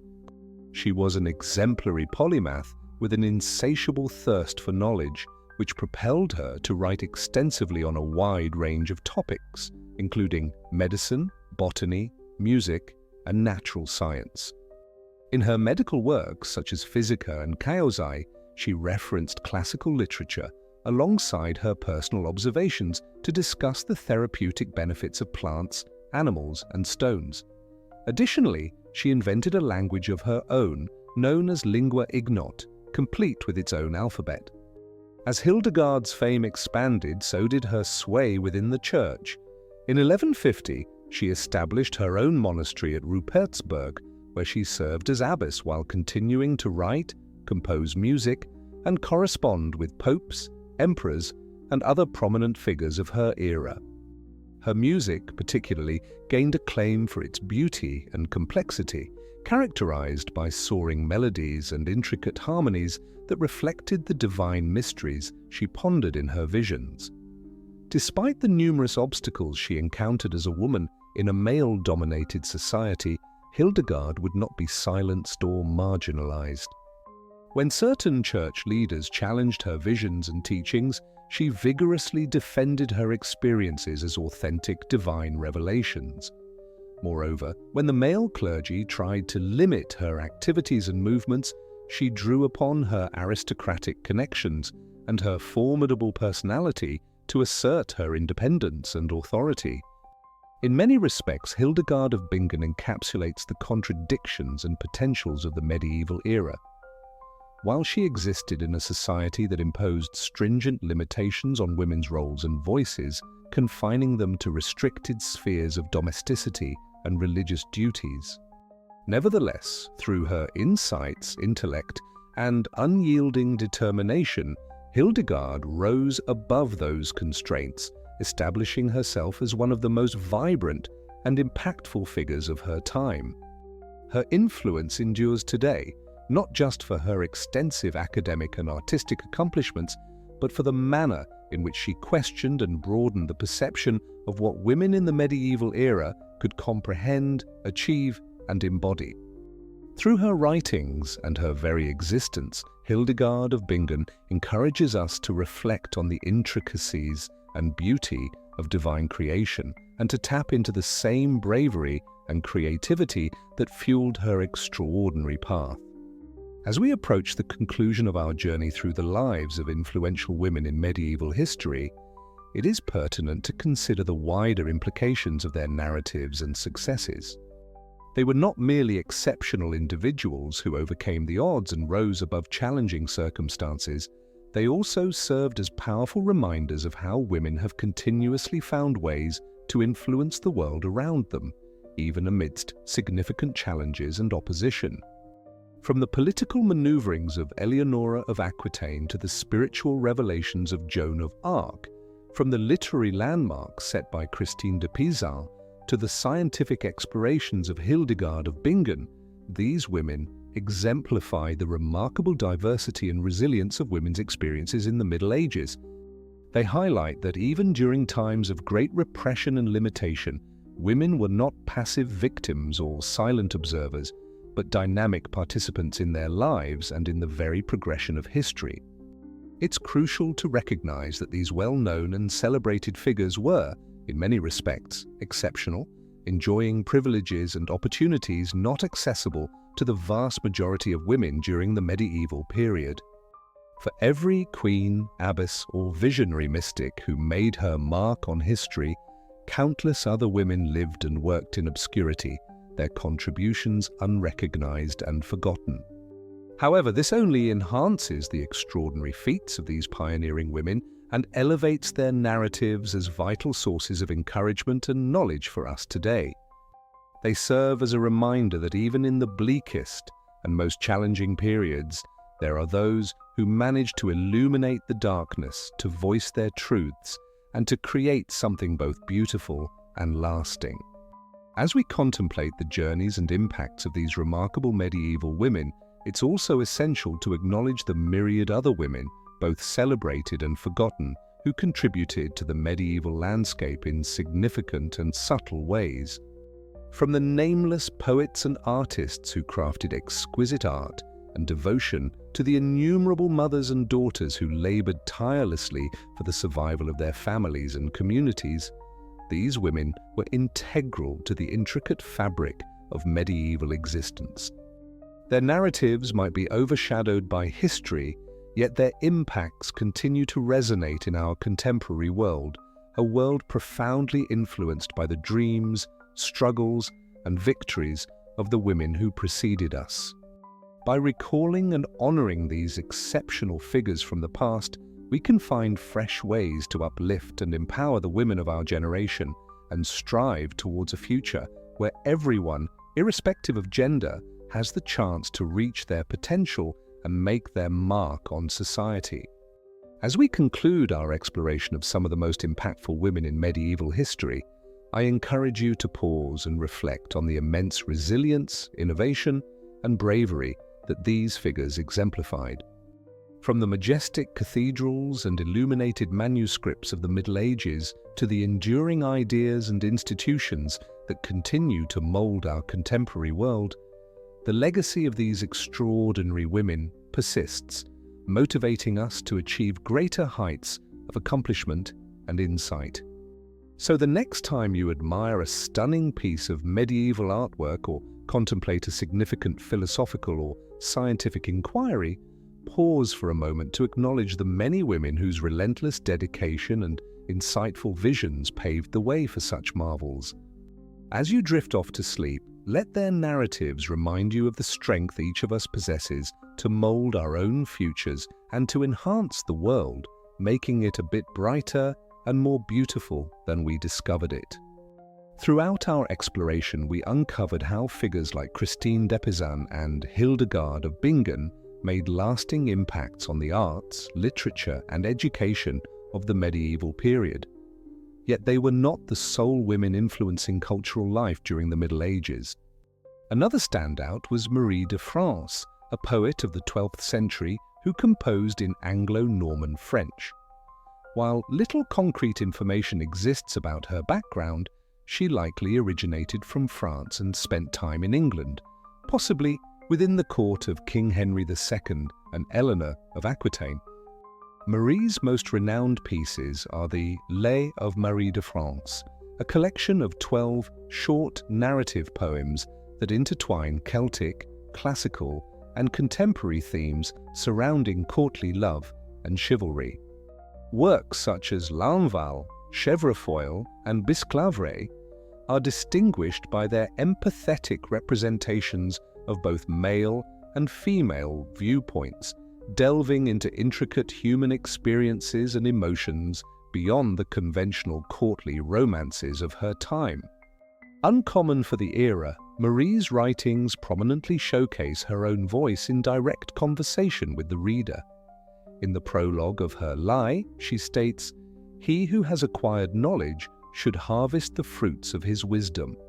When one gains wisdom, they should not keep it to themselves but rather share it openly." With assurance and intellect, Marie played a crucial role in establishing vernacular French as a literary language capable of competing with Latin, paving a path for future poets like Charles d'Orléans and Christine de Pizan herself. Notably, Marie was also a trailblazer in her field long before her time. Together, they presided over an era marked by stability and prosperity for Poland, fostering stronger connections with Lithuania, which would later culminate in the establishment of the Polish-Lithuanian Commonwealth in the 16th century. Jadwiga's acumen and diplomatic skills were vital in navigating the complex dynamics among the competing Polish noble factions and clergy, securing their allegiance and becoming a beloved monarch. Similar to many of the influential women we've examined, Jadwiga was celebrated for her piety and intellectual endeavors. A deeply religious individual, she engaged in charitable works and the establishment of churches, monasteries, and hospitals. However, her most significant legacy may lie in her efforts to restore the Krakow Academy, the oldest university in Poland, which had fallen into decline by her reign. In 1397, Jadwiga donated a substantial part of her personal fortune to the institution, facilitating the creation of a theology faculty. Her generous endowment rejuvenated the university, which was subsequently renamed Jagiellonian University in tribute to the dynasty she and her husband founded. It continues to be recognized as one of the premier centers for learning in Central Europe. Although her reign and life were abruptly cut short due to her death in childbirth in 1399, Jadwiga's influence endured over time. Revered as a saint shortly after her passing, she was ultimately canonized by the Catholic Church in 1997. For the Polish people, she remains an emblem of national identity and pride, a righteous and benevolent ruler who represented the highest ideals of a Christian sovereign. From mystical saints to scholars, poets to princesses, we have encountered an extraordinary array of women who significantly impacted the politics, culture, and spiritual life of the medieval era. Despite the limitations imposed by a deeply patriarchal society, these influential figures discovered ways to assert their voices and ensure their contributions were acknowledged. They governed empires, composed groundbreaking literary works, advanced education and the arts, and inspired new spiritual and mystical movements. In partnership, they presided over an era marked by stability and prosperity in Poland, fortifying connections with Lithuania which ultimately paved the way for the establishment of the Polish-Lithuanian Commonwealth in the 16th century. Chadwigger's insight and diplomatic skills were vital in maneuvering through the competing factions of Polish nobles and clergy, earning their allegiance and becoming a cherished sovereign. Much like the prominent women highlighted earlier, Judah was celebrated for her devotion and scholarly endeavors. A person of deep faith, she engaged in charitable works and played a key role in the establishment of churches, monasteries, and hospitals. However, perhaps Jadwiga's most significant contribution was her involvement in revitalizing the Krakow Academy, Poland's oldest university, founded in 1364 but in decline at the time of her reign. In 1397, she generously allocated a substantial part of her wealth to the institution, enabling the creation of a theology faculty. This financial support breathed new life into the university, which was later renamed the Jagiellonian University in tribute to the dynasty that she and her husband established. Today it stands as one of the prominent centers of learning in Central Europe. Although her reign and life were tragically halted by her passing during childbirth in 1399, Chadwiga's legacy has endured. Revered as a saint shortly after her demise, she was officially canonized by the Catholic Church in 1997. For the Polish people, she remains an emblem of national identity and pride, a fair and magnanimous ruler who epitomized the highest ideals of a Christian monarch. From mystical saints to scholars, poets to princesses, we have encountered a remarkable range of women who influenced the politics, culture, and spiritual life of the medieval era. In a time dominated by patriarchy, these powerful figures found means to amplify their voices and ensure their contributions were recognized. They governed empires, authored pioneering literary works, advanced education and the arts, and fostered new expressions of spirituality and mysticism. Throughout their eras and throughout the ages, these women challenged the oversimplified views of medieval femininity as being docile or devoid of influence. Naturally, the figures we've examined represent merely a small segment of the countless individuals who left a lasting impression on the Middle Ages. For every Eleonora of Aquitaine or Joan of Arc, whose names resonate through history, there are numerous others whose narratives have faded or been overlooked. Women whose lives of quiet devotion, service, and creativity supported families, communities, and institutions during that time. Scholars of recent decades have endeavored to reveal their narratives found in the texts, artworks, and artifacts they bequeathed to us, deepening our comprehension of the intricate lives experienced by women in the medieval landscape. However, one of the most vital insights is that the Middle Ages were not a time of diminished agency and influence for women. Across the medieval millennium, individuals from all walks of life emerged as rulers and reformers, mystics and missionaries, poets and philosophers, patrons and creators, each finding ways to impact their societies. They serve as a testament that, even amidst significant inequality, the voices and visions of women can never be entirely muffled or disregarded. In a way, this extensive overview of women's history in the medieval context merely marks the onset of the exploration.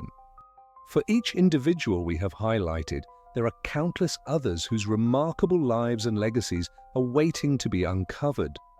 As we work to unveil their stories, we obtain a more enriched and holistic view of the medieval era and the indispensable roles that women played in shaping it. Gradually, an intricate tapestry is revealed, depicting an epoch that is far more complex and nuanced than our inherited assumptions suggest. A time in which women of conviction, faith, and vision stepped forward to influence the trajectory of history. The notable women of the Middle Ages resonate with us even today, transcending the barriers of time and culture.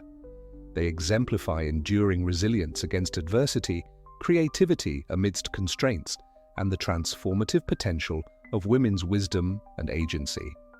By learning about their stories, we broaden our understanding of what was possible both then and now. With that, our exploration of the most impactful women in medieval history comes to a close. I hope you found this enlightening and soothing journey into the past enjoyable, and that you are now drifting off into dream-filled slumber with thoughts of history. If you appreciated this video, I would greatly appreciate it if you could like it and subscribe to our channel. We will continue delving into the intriguing aspects of history that are ideal for bedtime in the coming weeks. But for now, from myself and all the extraordinary medieval women we've encountered, good night, sleep well, and may your dreams be filled with fair Aethelflaeds, virtuous baggers, and wise Jadwagers. Until we meet again, this is your friendly neighborhood history narrator signing off.